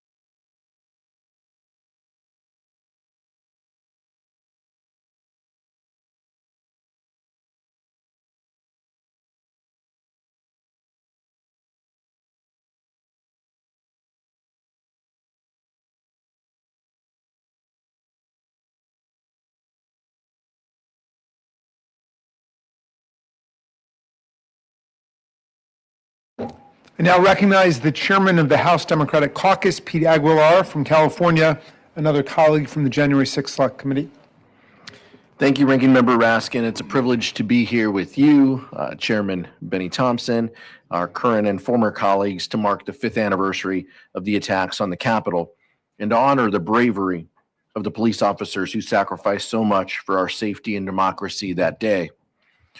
We know Donald Trump is determined to whitewash what happened on January 6th, but try as he might, the facts have not changed.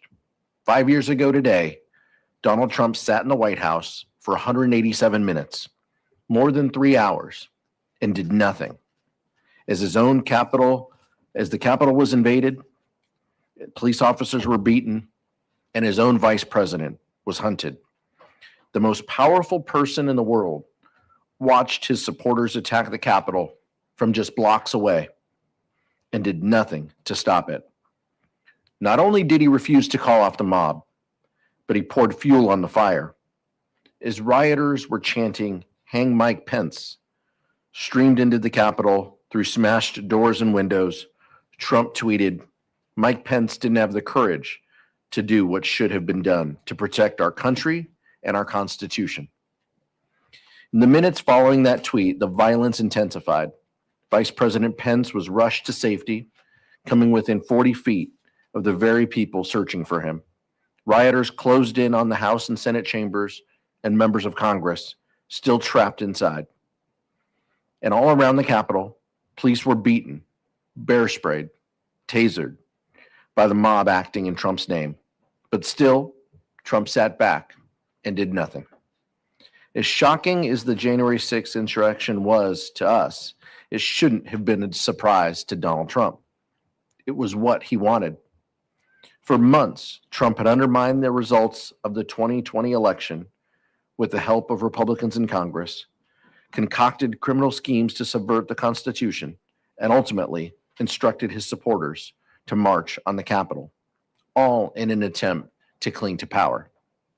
In the words of former special counsel Jack Smith, the evidence was that he caused it, and that he exploited it, and that it was foreseeable to him. And the dangers of that day did not cease when the Capitol was eventually cleared. For years, career prosecutors and law enforcement professionals worked tirelessly to put the perpetrators of that day behind bars. Now, President Trump is putting the perpetrators in power and punishing those who held them accountable. Let's watch. This is Jared Wise. He breached the Capitol on January 6. Now he's a member of Donald Trump's Department of Justice, where he is a senior advisor to the head of the Weaponization Working Group, targeting law enforcement officials who pushed for accountability after January 6. Multiple capital entry!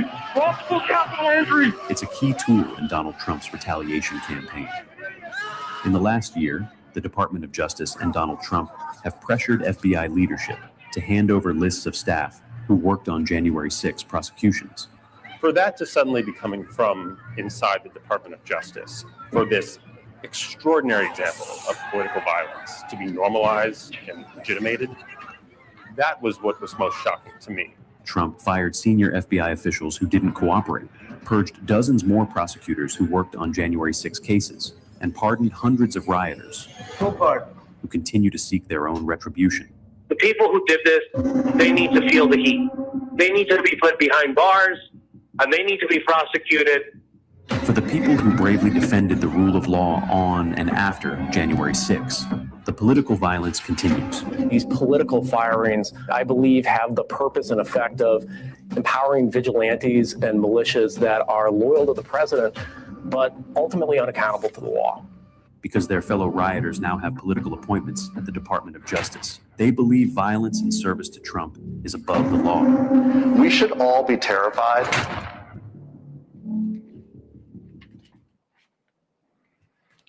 Since January 6th, Donald Trump has only intensified his attacks on America's fundamental democratic institutions. He has weaponized our justice system to reward his allies and punish his enemies. He's pursued policies that prioritize the interests of his wealthy friends over the needs of working people.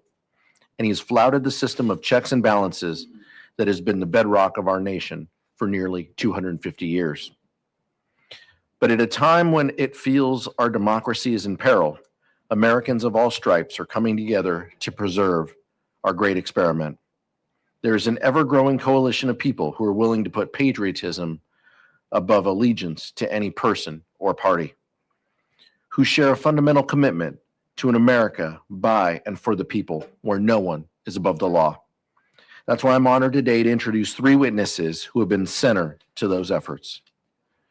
Jeff Duncan served in the Georgia House of Representatives from 2013 to 2017, and then as the state's lieutenant governor from 2019 to 2023. As lieutenant governor, Mr. Duncan was instrumental in resisting Trump's pressure campaign to overturn the results of the 2020 election in Georgia. He rebuffed Trump's bogus calls to find 11,780 votes and refused to convene the special legislative session to facilitate Trump's illegal fake elector scheme. Because of his continued refusal to bend the knee to Donald Trump, he was expelled from the Georgia Republican Party. We're also joined by Illinois Attorney General Kwame Raoul. A Chicago native, Attorney General Raoul served in the Illinois State Senate for 14 years before becoming state's attorney general in 2019. Mr. Rawl has repeatedly and successfully taken the Trump administration to court to combat its unlawful actions, including its efforts to deploy the National Guard in Chicago. Our third and final witness is Skye Perryman. Ms. Perryman is the president and CEO of Democracy Forward, a nonpartisan legal organization dedicated to defending our democracy. Under her leadership, Democracy Forward has led hundreds of legal challenges designed to expand reproductive rights, combat corruption, protect workers, and safeguard Americans' civil liberties. Welcome to our witnesses. Lastly, I'd like to take a moment to note that January 6th isn't the only anniversary of political violence we remember this week. 15 years ago, this Thursday, a gunman opened fire on our former colleague, Congresswoman Gabby Giffords, as she met with constituents outside a supermarket in Tucson, Arizona. 6 people were murdered and 14 injured. Among those killed was Gabriel Zimmerman, a young congressional aide who served as Congresswoman Giffords' community outreach director. A social worker by training, Gabe devoted his life to helping people in his hometown. His decision to enter public service should have been one step in a long and rewarding career. Instead, it made him a target. Democracy demands disagreement, but it cannot abide violence. Civil debate and disobedience are the American way, the only way. Death and destruction have no place in our politics. Today, as we sit here in the Gabe Zimmerman Memorial Room of the United States Capitol, we remember Gabe's service and sacrifice on behalf of this country, and we commit to honoring him the best way we know how, continuing our work to stem the rising tide of political violence in America. Our democracy depends on it. Thank you, and I yield back to Chairman Thompson. Thank you so much, Mr. Aguilar. I'll now recognize our witnesses, each for 5 minutes, to provide summaries of their testimony. Their full written remarks will be submitted for the record. Lieutenant Governor Duncan, you're recognized. Thank you, Mr. Chairman and members of the committee for inviting me here today to testify. I want to start my comments by restating the obvious.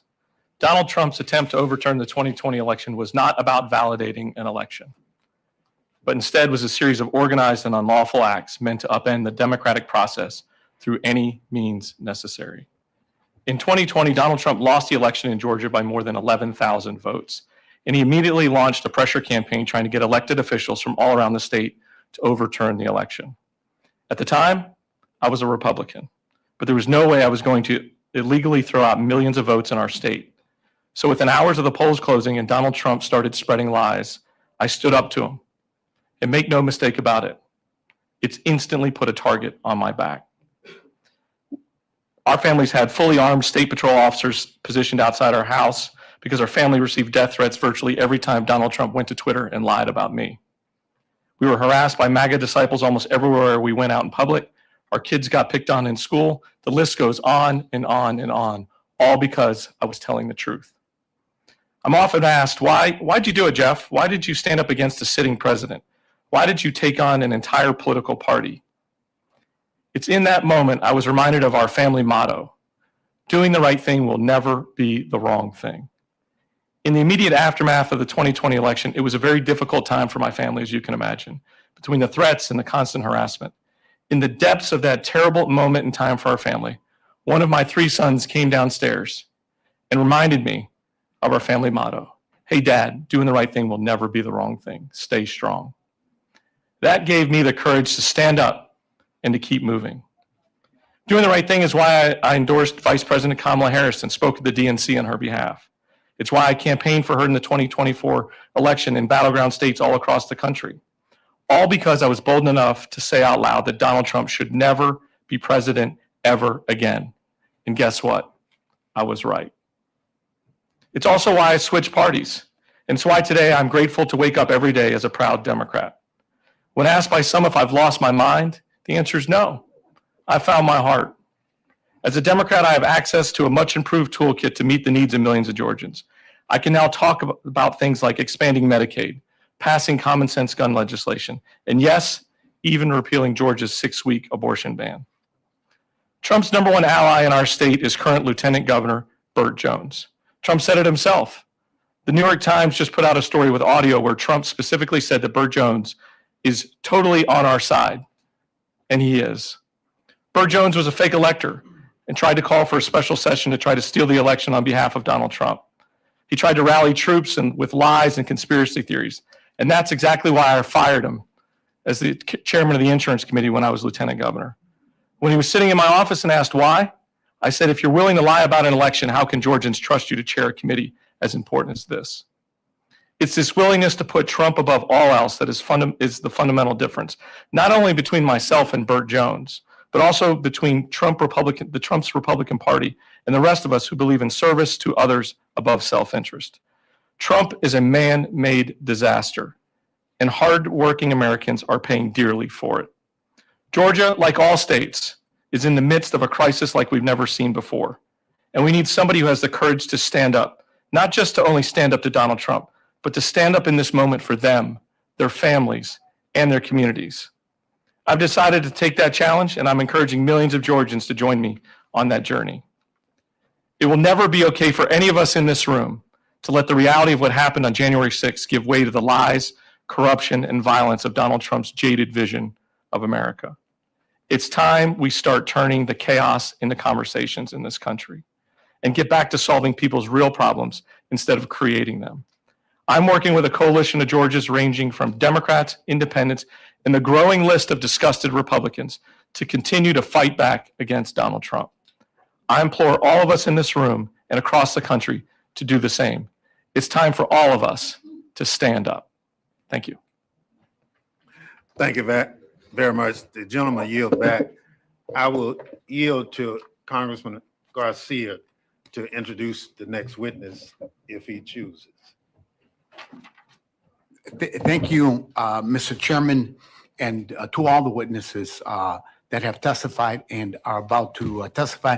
I wasn't meaning to introduce him, but I certainly will, because Attorney General Raul is a longtime friend, former state senator in Illinois, a true public servant, and someone who's distinguishing his office and the people of Illinois by fighting for democracy, by standing up for the Constitution, the rule of law, and of course, protecting communities across the state of Illinois. So without further ado, please join me in welcoming the Honorable Kwame Raoul. Mr. Attorney General, welcome. Thank you, Mr. Chair and members of the committee. I'm honored to testify in front of you this afternoon. And since you gave me a couple of extra minutes, I want to say thank you to Congressman Garcia, who's served the community within Illinois for years and who's been a friend and a strong advocate on communities who have been under siege. And I would also thank Congresswoman Kelly, as well as former Congressman Kinzinger, both also from Illinois, for their courage. Today, I want to address the work that I and several of my state attorney general colleagues are doing to protect the rule of law. The rule of law isn't an abstract concept.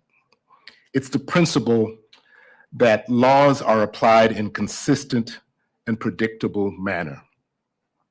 The rule of law ensures that the Constitution's bedrock principles of separation of powers, state sovereignty, democratic accountability, due process, and equal protection under the law can be relied upon. To protect the rule of law in 2025, I collaborated with other state attorneys general to file 48 lawsuits and more than 100 amicus briefs. Those lawsuits have successfully addressed dozens of issues, including education and the environment, privacy and public health, birthright citizenship and terrorists, and state sovereignty and public safety. One particularly critical example of executive overreach and the need to protect the rule of law has been the president's efforts to federalize and deploy the Illinois and Texas National Guards into Illinois over our state's strong objection. Let me be clear, the American people, regardless of where they reside, should not live under the threat of occupation by the United States military, particularly for the reason that their city or state leadership has fallen out of the president's favor. With regard to deploying the National Guard, a president cannot go beyond the authority granted by Congress, consistent with the Militia Clause of the United States Constitution. In addition, the Posse Comitatus Act prohibits members of the military from engaging in civilian law enforcement activities. There has been no emergency requiring a militarized response in Chicago or anywhere else in the state of Illinois. Since our country's founding, protecting against precisely this threat has been at the core of creating constitutional protections against executive overreach. Alexander Hamilton stated in the Federalist Paper 29 that just the suggestion that one state's militia could be sent to another state for the purpose of political retribution was inflammatory, and that it is impossible to believe that a president would employ such preposterous means to accomplish their designs. Yet, that is exactly what President Trump did. This is an extraordinary moment in American history. My office immediately filed suit to stop the president's unlawful and autocratic actions. Within days, we won a temporary restraining order in the district court. And 2 weeks ago, after considering our respective briefs, the Supreme Court in the 6-3 ruling agreed with this. In its decision, the Supreme Court recognized that deployment of the military to execute the laws is exceptional and held that the government has failed to identify a source of authority that would allow the military to execute the laws in Illinois. This decision was not only important to those of us in the state of Illinois, but to those in California, Oregon, and throughout our nation. I and my partner, state attorneys general, remain unafraid to defend the rule of law for all of the American people. Thank you for inviting me to speak today, and I'm happy to answer any questions. Thank you so much for your testimony. Ms. Perriman, you're recognized. Thank you, Mr. Chairman, and thank you for convening this hearing today. We've heard throughout the day about the horrific acts of January 6, 2021, and so today I'm going to focus on the aftermath and what we can all do to respond. In the months following January 6, 2021, the United States was added to a list of global backsliding democracies by the International Institute of Democracy and Electoral Assistance. And our nation has remained on that list every year since. That already concerning backslide has become accelerated and rapidly accelerated over the past 11 or so months as the president and his allies in this Congress have sought to govern in a way that is on a collision course with the United States Constitution. The president has sought to usurp the power of this Congress through impounding funds, through removing a head of state without notification or authorization from Congress, and blatantly dismantling agencies across the federal government that Congress has sought and created to serve people. The Department of Justice has become politicized, aiding and abetting the types of conduct that we saw on January 6th. And there are reports now of scores of cases where the Department of Justice is providing false and incorrect information to federal courts across the country. The president has sought to enrich himself and his friends and allies while people in this country have no health care and are struggling to make ends meet. The president and his allies in Congress are seeking to undermine the ability of people to vote in our free and fair election system And all of this is happening while on a near daily basis, we at Democracy Forward and so many lawyers across the country are having to go to court every single day to defend the rights of people, whether under the First Amendment, the Due Process Clause, or the Equal Protection Clause of our Constitution from the president's attacks. The threats to our democracy that many of you experienced on January 6, 2021 are now on a national and global stage because of the president and his allies' approach to governing. And it is all the more ironic that this is happening on the 250th year where we will celebrate the anniversary of this country declaring its independence from a king. But yet there is another part of this story that we have been honored at Democracy Forward to see every single day in communities across the country. And that is as powerful institutions have pulled back or decided they're going to sit on the sidelines and succumb to the president's intimidation tactics, we have seen the American people all across the country step forward. As the president and his allies tried to intimidate Americans for peacefully using their voices in protest of this administration's excesses, as he tried to intimidate people for peacefully declaring the most American slogan I can think of, "No Kings," millions of people took to the streets in the largest peaceful mobilization of United States citizens in this country's history last year, unintimidated by the president. It's a stroke of dark irony that as this president would pardon violent rioters and insurrections, he would have the audacity to call the American people across this country un-American for saying something like "No Kings." Over the past 11 months, there have been more than 500 federal court cases filed by people in communities, attorneys general, and members of civil society across this country seeking to defend people's rights. And the people are winning. They're winning in courts with judges that were appointed by President Trump himself, judges appointed by Republican presidents, and judges appointed by Democratic presidents. And they are winning notwithstanding that the president continues to intimidate and seek to threaten lower court judges, as well as lawyers bringing these cases. Civil servants, the individuals who serve our government regardless of who is in power, those civil servants that the president has sought to fire or undermine in their jobs, they're still working for the American people. At Democracy Forward, a number of civil servants are former civil servants who have been fired by the president are putting their expertise to work to be able to plan for a government that someday will listen to and deliver for the people, unlike this administration, through our Democracy Works 250 program. And across the nation, we have seen people of all ideological and political backgrounds join together in defense of our democracy and in defense of non-negotiable principles behind our democracy as part of a We Hold These Truths initiative that launched on July 4th last year. Today, we are launching a pledge during this 250th anniversary of the United States, this anniversary year, and on the anniversary of January 6th, for all Americans to show their support around the 5 principles, non-negotiable principles of American democracy. That's voting in elections, equality, due process, personal freedom, and the rule of law.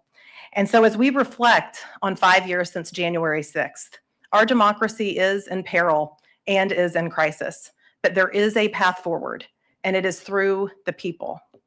This Congress is going to need to do a lot of work to check the president's excesses, to protect the American people and our right to vote and our right to elections. And people across this country are going to have to continue to keep showing up. And we will in communities and courts across the country. Thank you so much for having me, and I look forward to your questions. Thank you so much for your enlightening testimony from our witnesses.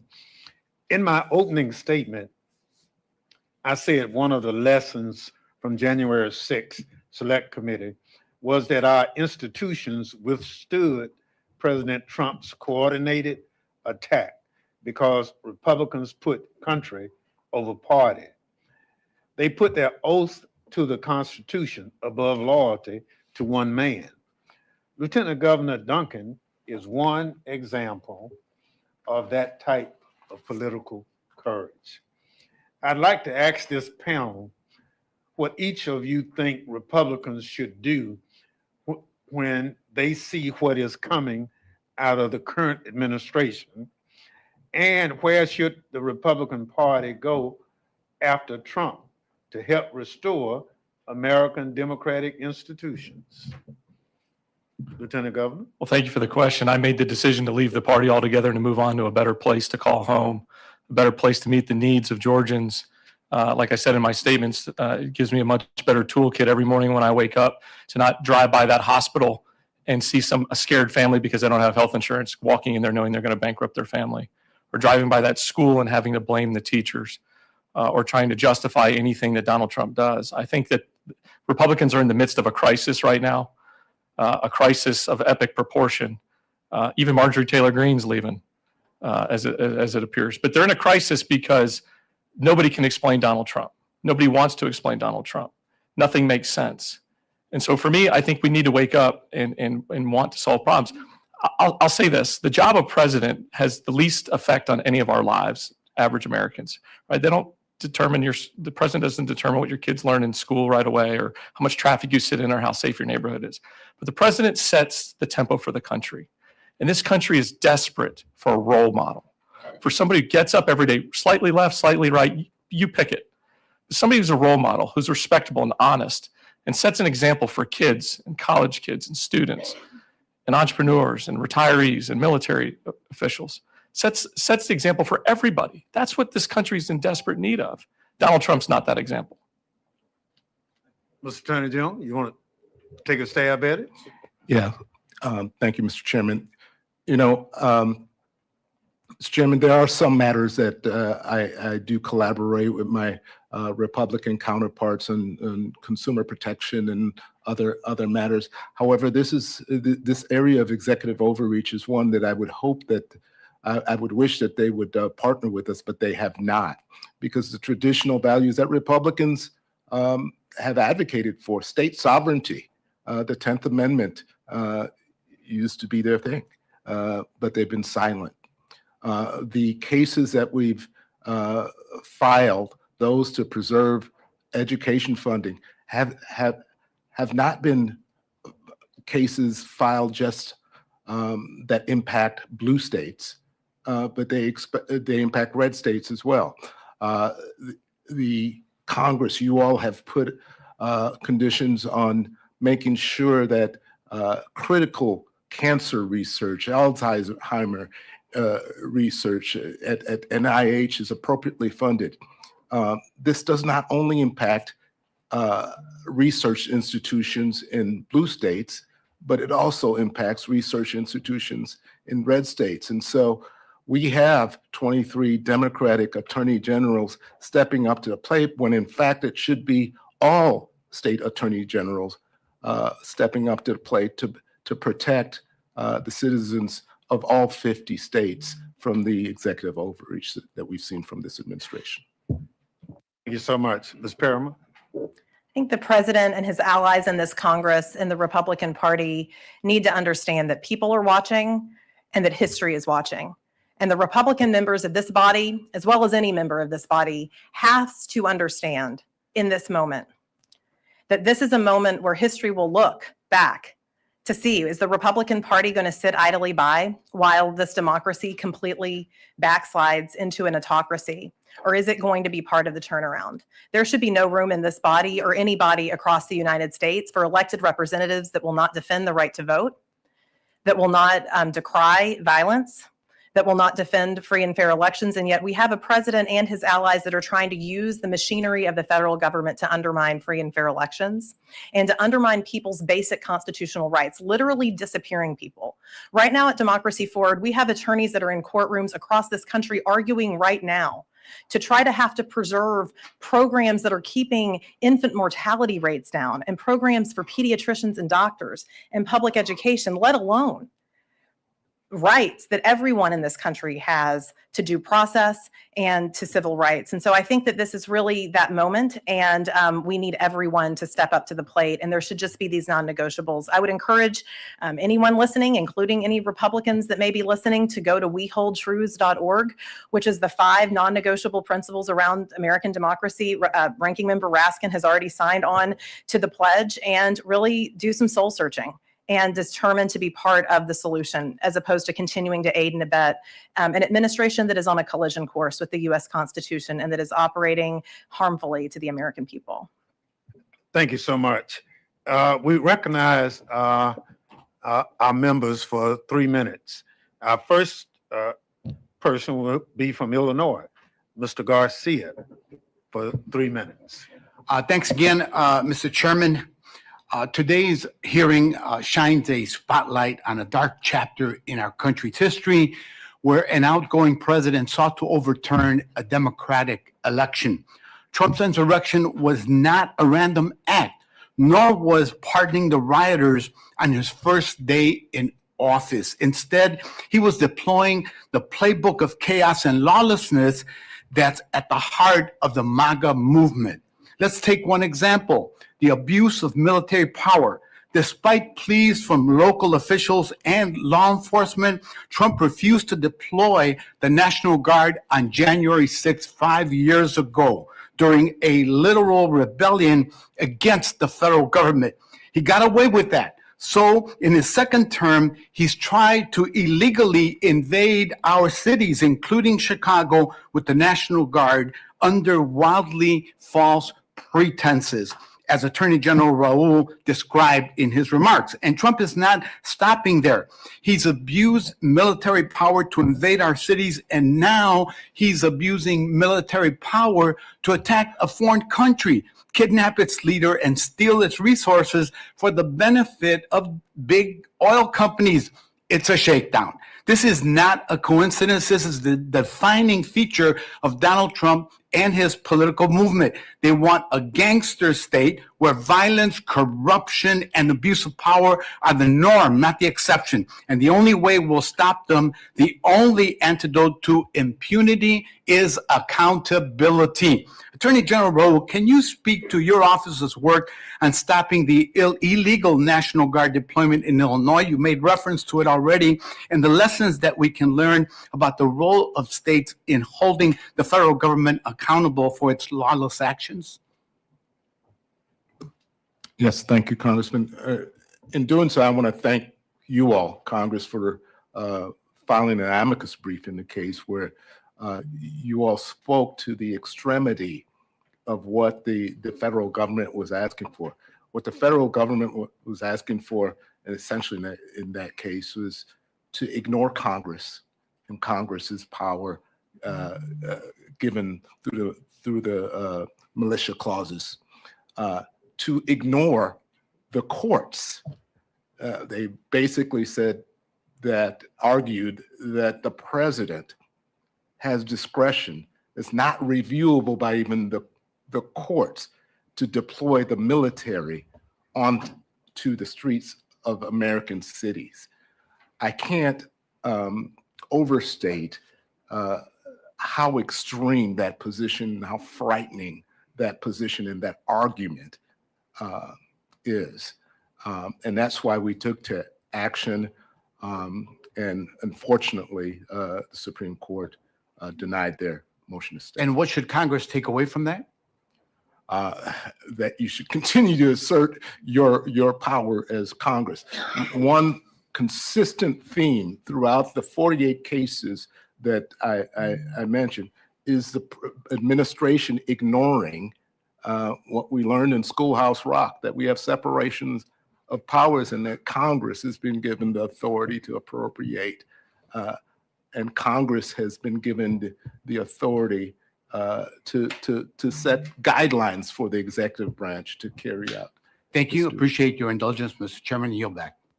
Thank you very much. Chair recognizes the gentleman from Maryland, Mr. Raskin. Thank you kindly, Mr. Chairman. Thank you to all the witnesses. Lieutenant Governor Duncan, you were one of the people being told by Donald Trump, just find me 11,780 votes. That's all I need, right? And he thought it was just a matter of party loyalty. It would be obvious because at that point you were Republican, right? But you didn't think it was a question of party loyalty. You thought it was just a question of where were the votes, counting the actual votes of the people, right? You were one of numerous election officials around the country who refused to buckle under when Trump did that. That wasn't Donald Trump trying to stop election fraud. That was Donald Trump trying to commit election fraud. I wonder if you would give us a little more insight into what your thought process was, and also what do you think would have happened had you given in and other election officials given in at that point? Thank you for the question. I think that's the important part to hang on is how, I don't think most Americans recognize or realize how close we were to breaking the back of democracy. I mean, if just a handful of us that had early on were very out front with this saying, look, there's no election fraud. And then all of a sudden we would have checked the brakes at some point and walked up to a microphone and said, you know what, I now do have concerns. The momentum would have shifted and we would have seen chaos. The moves made by Donald Trump and those around him, kind of his MAGA disciples and his administration, were very granular researched moves, right? They understood the mechanics of what a special session could do. But also they didn't understand the legalities or the constitutionality of why we would have a special session. We would do that to take care of the needs of Georgians, not to investigate some sort of conspiracy theory. I think it's most often when, even to this day, more than 5 years removed, a lot of Republicans walk up to me and they put their arm around me and they look both ways to make sure there's no microphones or cameras, and they'll say, hey, I appreciate you standing up for the right thing. I wish one day I could do it too. And I have two choices.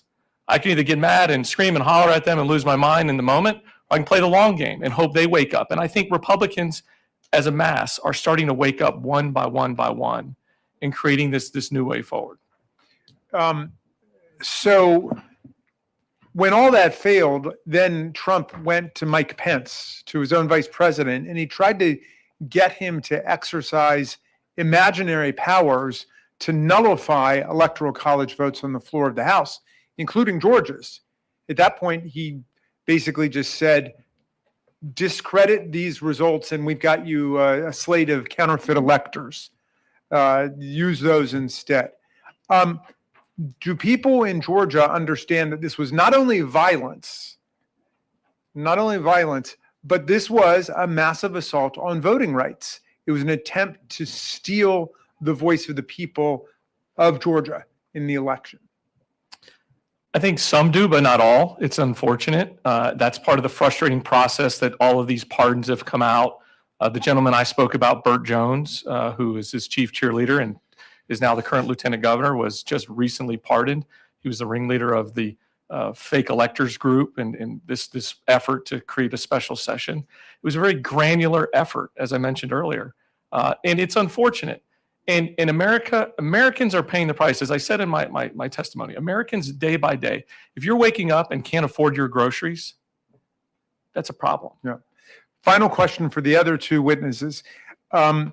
But both of you are on the front lines of defending our freedom, defending our democracy in court. And we're winning overwhelmingly in the federal district courts and in the federal appeals courts. And people have to understand the rule of law is holding there. The big problem is we get up to the Roberts Court's emergency docket, the shadow docket, and it's like the twilight zone for justice there. Tell us how you are maintaining hope and faith through this process and what you're telling people about still the persisting fundamental importance of defending rights in court and treating our federal judiciary with the respect that it's traditionally deserved. Well, Congressman, I draw some hope from Illinois v. Trump in the Supreme Court case that I've been referring to for a couple of reasons. Although the court did not address the issue of reviewability, which I thought it should, because this notion that the president has this authority to deploy the military and the courts don't have authority to review it is a very extreme notion.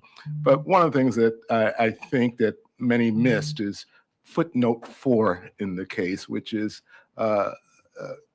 Justice Kavanaugh taking a step backwards from his prior position that in essence race can be used as a notion for immigration stops, and that he took the time in that footnote to explicitly take a step back gives me a sense of hope. The ability of the American people to initiate litigation against their government, as you know, Ranking Member Raskin, is an incredible right and power that people have. And what we see in court after court is it's not just the court decisions, and we are winning in the vast majority of these cases because the president's policies are so extreme. But it's not just the court decisions. It's individual Americans stepping up to the plate and saying, I'm going to require a public accounting of what my government is doing to me because I have rights. And what we have seen is that this administration in many instances has backed off of a number of the cases that we are bringing in court once we win, or even sometimes before we win, because the people are using their voices. It helps when you all use your voices too here in Congress. We are seeing that the vast majority of these cases are not going to the Supreme Court. And then, of course, when they do go to the Supreme Court, it has not been a complete, it hasn't been sort of a complete losing record on behalf of people and communities, but it is concerning. But I will say that this is a place on the shadow docket where Congress really does have a role, and you've been a champion of asking these questions.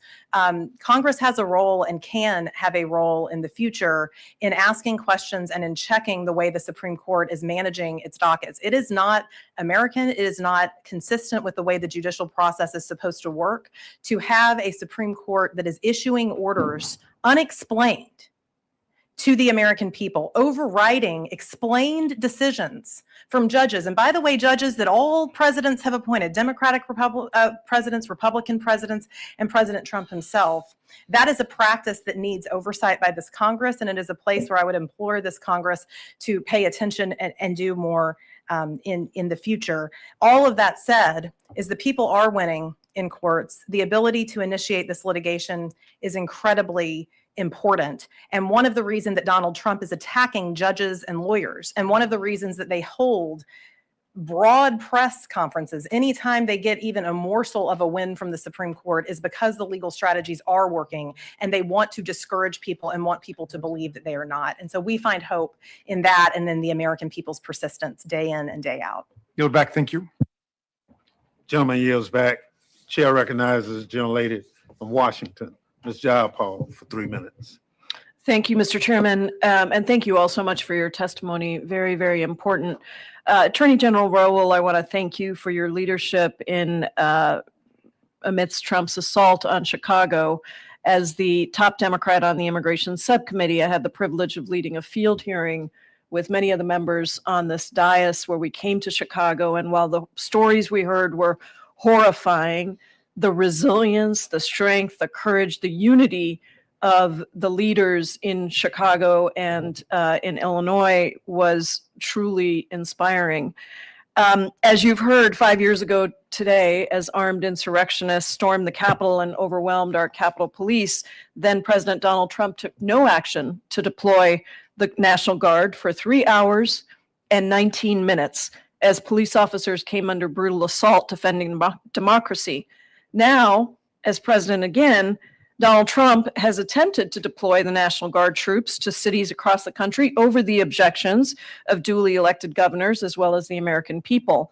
And your victory, major Supreme Court victory that you've mentioned today, blocking the Trump administration's attempt to deploy 300 National Guard troops into Chicago over the governor's objections, is an important victory. Why did the president have clear legal authority to deploy the DC National Guard during the January 6th insurrection, but not the legal authority to deploy the Illinois National Guard into Chicago in 2025?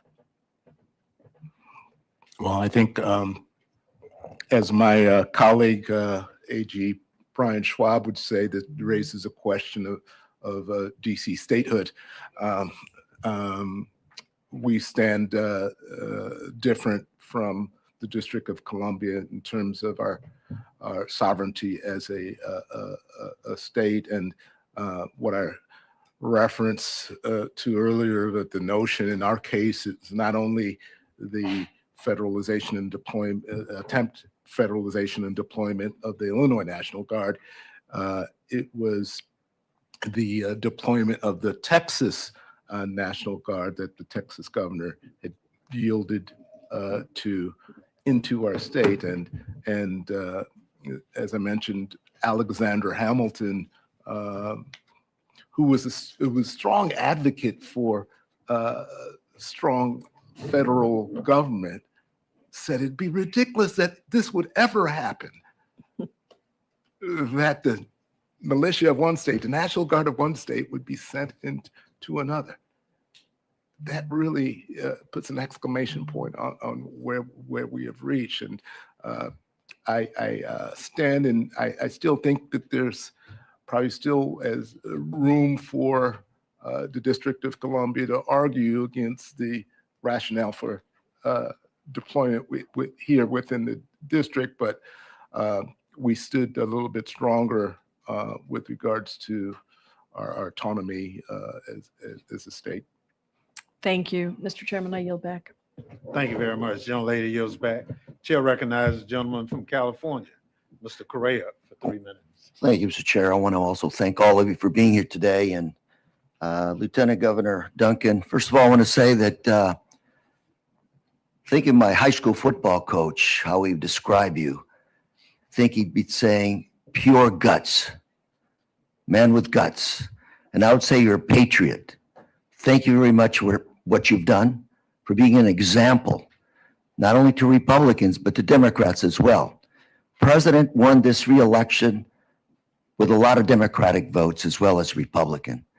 And I appreciate you being here because we need to send the message to people. The fight today is not a partisan fight, but it's about our great nation. So I hope you keep standing on that soapbox and you start telling people, continue to tell people that this is about our great country and not partisan politics. To me, the 2 minutes I've got left, the challenge I have, what keeps me up at night, is this next election cycle. I come from Orange County, California. We know voter suppression. We've had poll guards at our polling stations to scare away our voters.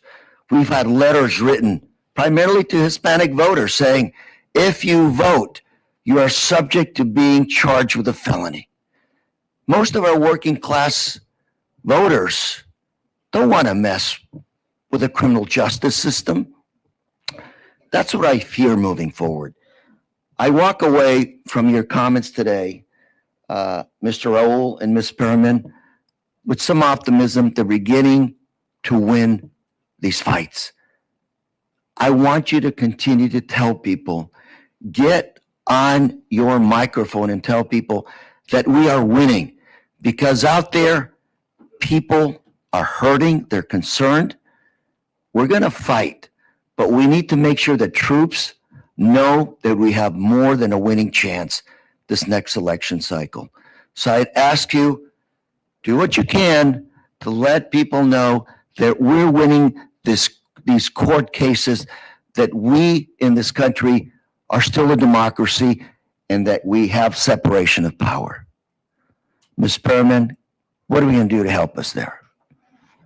Well, we obviously need the president's allies in Congress. We need some of your Republican colleagues to show that Congress has power by using congressional power. And we know that that's a lot of what people want. But what we have seen across the country is that the American people are stepping up. As powerful institutions are confused or are stepping back or capitulating, people in communities are on the front lines every day. It is hard for people. We've had to go to federal court in order to defend SNAP benefits because the president sought to deprive 42 million people of food in the last government shutdown and lied about it. And so we're doing that work every single day for people in communities, but we are seeing that people will step up, and you have my commitment that we'll continue to show up and voice that message. Thank you very much. Mr. Chair, I yield. Gentleman yields back. Chair recognizes the young lady from Pennsylvania for 3 minutes, Ms. Scanlon. Thank you, sir. Mr. Duncan, you know, like Georgia, Pennsylvania was targeted by President Trump and Giuliani and Scott Perry and Jim Jordan and their gang to try to overturn our election results using many of the same tactics. I don't think we had to deal with the find more votes part, but certainly we had to deal with a lot of lies and disinformation about the election results in Pennsylvania, as well as a campaign to deliver fake electors. And I agree with you, we'd be in a much different place if folks like yourself, Republicans at the time, had not stood up. I mean, we had Al Schmidt was the Republican election commissioner in Pennsylvania who endured death threats and pressure because he wouldn't undermine the vote totals there. We had, as we had testimony from Jack Smith just a couple weeks ago, the pressure campaign on folks who'd signed up to be Trump electors was intense, and several of them refused to participate because they looked at what was happening and said, this isn't legal. And instead of that giving pause to the president and his allies, they just got rid of those electors and found some substitutes who were willing to do their bidding. Can you talk a little bit about what that is like? And again, I would invite anyone to read Special Counsel Smith's testimony, but just the kind of pressure campaign that was being instituted just against Republican elected officials, not against Democrats, I guess on the assumption that it's a zero-sum game and Democrats wouldn't care about voter fraud. I keep mentioning this term granular because it just sticks in my mind how granular Donald Trump was in that specific election cycle. It was not uncommon for a state senator or a state representative to be directly called by Donald Trump with some sort of planting a seed of misinformation or doubt. Who knows what else was going on those calls, what guarantees were being made, what promises were being made. But it was a doubt game. And it really felt and continues to feel like a lot like a Ponzi scheme, right? Donald Trump is running one big Ponzi scheme right now. And it's dangerously close to falling apart. And I think even Republicans are feeling it. But in that moment in time, here's the part that scares me. We didn't know what was coming down the pike during this period. There was a meeting in the Capitol, and I was like, why are all these people meeting at the Capitol? What is this all about? And it ended up being a room full of fake electors, right? Now people understand that they can gain momentum. There's tens of millions of MAGA disciples out there that would fall for it again. And so I think we have to be diligent. And that's why meetings like this, continue to answer the question, why am I doing this? Because the truth is the truth. And if we don't pay attention to the truth, then it's all going to be whitewashed and it will repeat itself again and again and again. And who knows when and who knows how, but it will repeat itself again. I think you're right. And one of the big tells that we saw when our colleagues would try to push these lies is if they knew better, they would say, well, people are saying, people are asking the question. They were trying to throw in those seeds of doubt, knowing there was absolutely no proof and no basis for it. So thank you for your testimony. I yield back. Gentlelady yields back. Chair recognizes gentlelady from Pennsylvania for 3 minutes, Ms. Dean. Thank you again, Mr. Chairman, and thank you to all of you for testifying, and more importantly, for your service to our country, for your courage, for your humility. What we've done here today, I hope we will continue to do, which is to document exactly what happened in the days leading up to January 6th, because it was not a one-day event, as we well know, and of course, in the days that followed. I'll go back to Jamie Raskin's original point. We are still living January the 6th, and that's why it is important that we continue to do this. Maybe one good thing could come of this. Maybe the Speaker of the House, Mike Johnson, might take courage and humility from the example of Ms. Pamela Hemphill and say, I got it wrong. I need to hang that plaque and recognize the police officers, those who supported us that day and every day. That's my hope. I hope we recognize the heroes. I think about my constituents back home in suburban Philadelphia. You know, we're very excited. We have the 250th anniversary of the Declaration of Independence, and Philadelphia is going to be the place to be. So please, everybody come. But my constituents are mighty worried. How the heck do we celebrate this birthday when we are under this threat to the rule of law, to the Constitution, to our order in terms of our government? So I hear in all of you optimism. Can I ask you each, can you each give me more reason for optimism that I can take home to my constituents to say, here's why you can be optimistic? Because we're here now, and our constituents, our kids, our grandkids are going to say, where were you in this crisis moment for our government? Tell us some of your inspiration and hope for the future. My constituents are hungry for ethical government based on the rule of law. You know, I wake up every day believing truly that our best days are in front of us. And I hope every American can wake up with that mindset that that our best days are in front of us. But there's a lot of Americans that can't right now. Yeah. There's a lot of Americans that can't afford groceries, can't afford rent, can't afford childcare. Those are the issues that we need to focus in on. We have a healthcare crisis of epic proportion, and we have a president who hasn't mentioned it one single time in weeks. We have millions of Americans millions of Georgians waking up today that have no idea how they're going to pay for their health care for their family. They're going to go uninsured. They're going to wait months, if not years, to get something treated, or walk into the hospital and bankrupt themselves forever. Our better days are in front of us, but we got a lot of work to do between here and there. This country is only as strong as our people. And I continue to pray for our people to be strong and to stand up for what is right. What is right is to push back on authoritarians. What's right is to do the right thing, regardless of what's next to your name, an R or a D or an I, doesn't matter. We're Americans. We're bonded at the hip. Mr. Howell. I draw hope from the fact that of our collective work. I sit before you as the Attorney General of the state of Illinois, but on every week, I am in communication with attorneys general from 22 other states, and we also with certain governors, like my former colleague from That's Pennsylvania, right. Josh Shapiro, who served as Attorney General.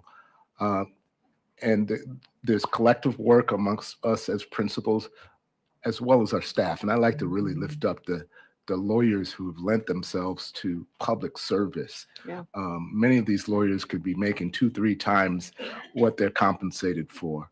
Don't tell them I said that, but, We'll keep it but they've quiet. committed themselves in this time to save our republic as we know it. And it's no small thing.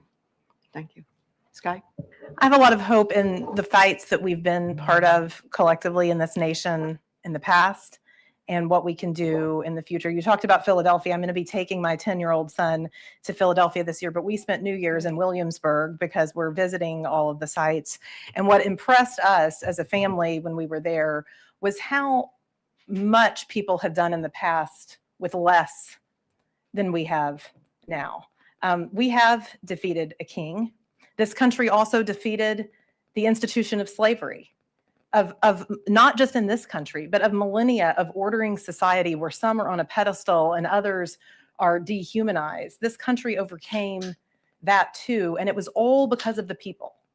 It was all because of the will of people in their everyday lives, making a decision that they were going to rise above whatever barrier is out in front of them. And we see that in our work at Democracy Forward every day, where we see people across this country figuring out how they can engage in this matter. When large law firms and big corporate institutions won't go to court to challenge a president that's taking away, by the way, their very rights too, people in this country have shown up to do that work. So I get a lot of inspiration and hope from that. And we're seeing that it is something that really transcends people's backgrounds and ideologies. And I think there's this moment in this crisis to create a catalyst for real change. But all of us are going to have to do our part. Every single person, not just the lawyers, not just members of Congress, not just the people running for office, everyone. And I think that we'll see people step up to the plate. We the people. Thank you very much. Thank you, Chairman. Thank you very much to Joan Lady yields back. Let me say for our final panel, that hope and inspiration, we heard very clearly from your testimony here today. I thank you for that testimony. I'd like to thank everyone else who participated. Ms. Hamilton, you're a rock star. I promise you, your participation here gives us that hope that these witnesses have said today. Your testimony is essential to setting the record straight for the Capitol insurrection of January 6, 2021. Because even the White House official website has turned into propaganda, we have to keep fighting against lies, and it's a tall order for all of us to push back. As we close today, let us be clear about a few things. First, the violent siege of the United States Capitol would not have happened if Donald Trump was not a lawless bully who summoned a mob to promote the big lie that he won the 2020 presidential election. January 6, 2021 would have just been as quiet as January 6, 2025, if Donald Trump had honored his oath to the Constitution or even had just an ounce of dignity.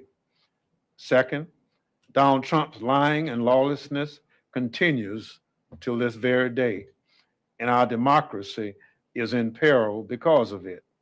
After his plot to overturn the 2020 election failed because of civil servants with integrity stood up to him, Trump learned that he needed to install blind loyalists to important government positions. And we are all at risk because he has elevated the worst people and created the most incompetent administration in living memory. Third, Donald Trump and those who have enabled him know what they have done is wrong, and their guilty consciences will lead them to bully the folk who have held them to account for their crimes. But today's forum has offered many ways forward, many paths out of the abyss Donald Trump wants to drag us into. I hope you walk out of here with renewed energy for the fight ahead. We have to keep up the struggle because, as Benjamin Franklin said, we only have a republic if we can keep it. And with that, I'd like to thank again the members and witnesses who participated in today's forum. May God bless those who were taken from us because of this day 5 years ago. And may God continue to bless the United States of America. We stand adjourned.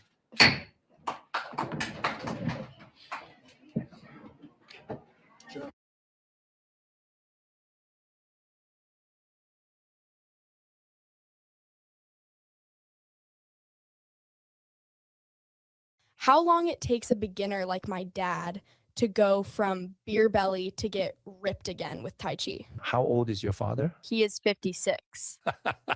Oh, perfect. By the end of November, you won't even recognize him. But what if he hasn't worked out in years? That's even better. Tai Chi was built for men 40 plus. Isn't the gym better after 40? The gym breaks you. Tai Chi will make you feel better and lose weight faster than in your 20s. Does he need any equipment? No, his body is enough.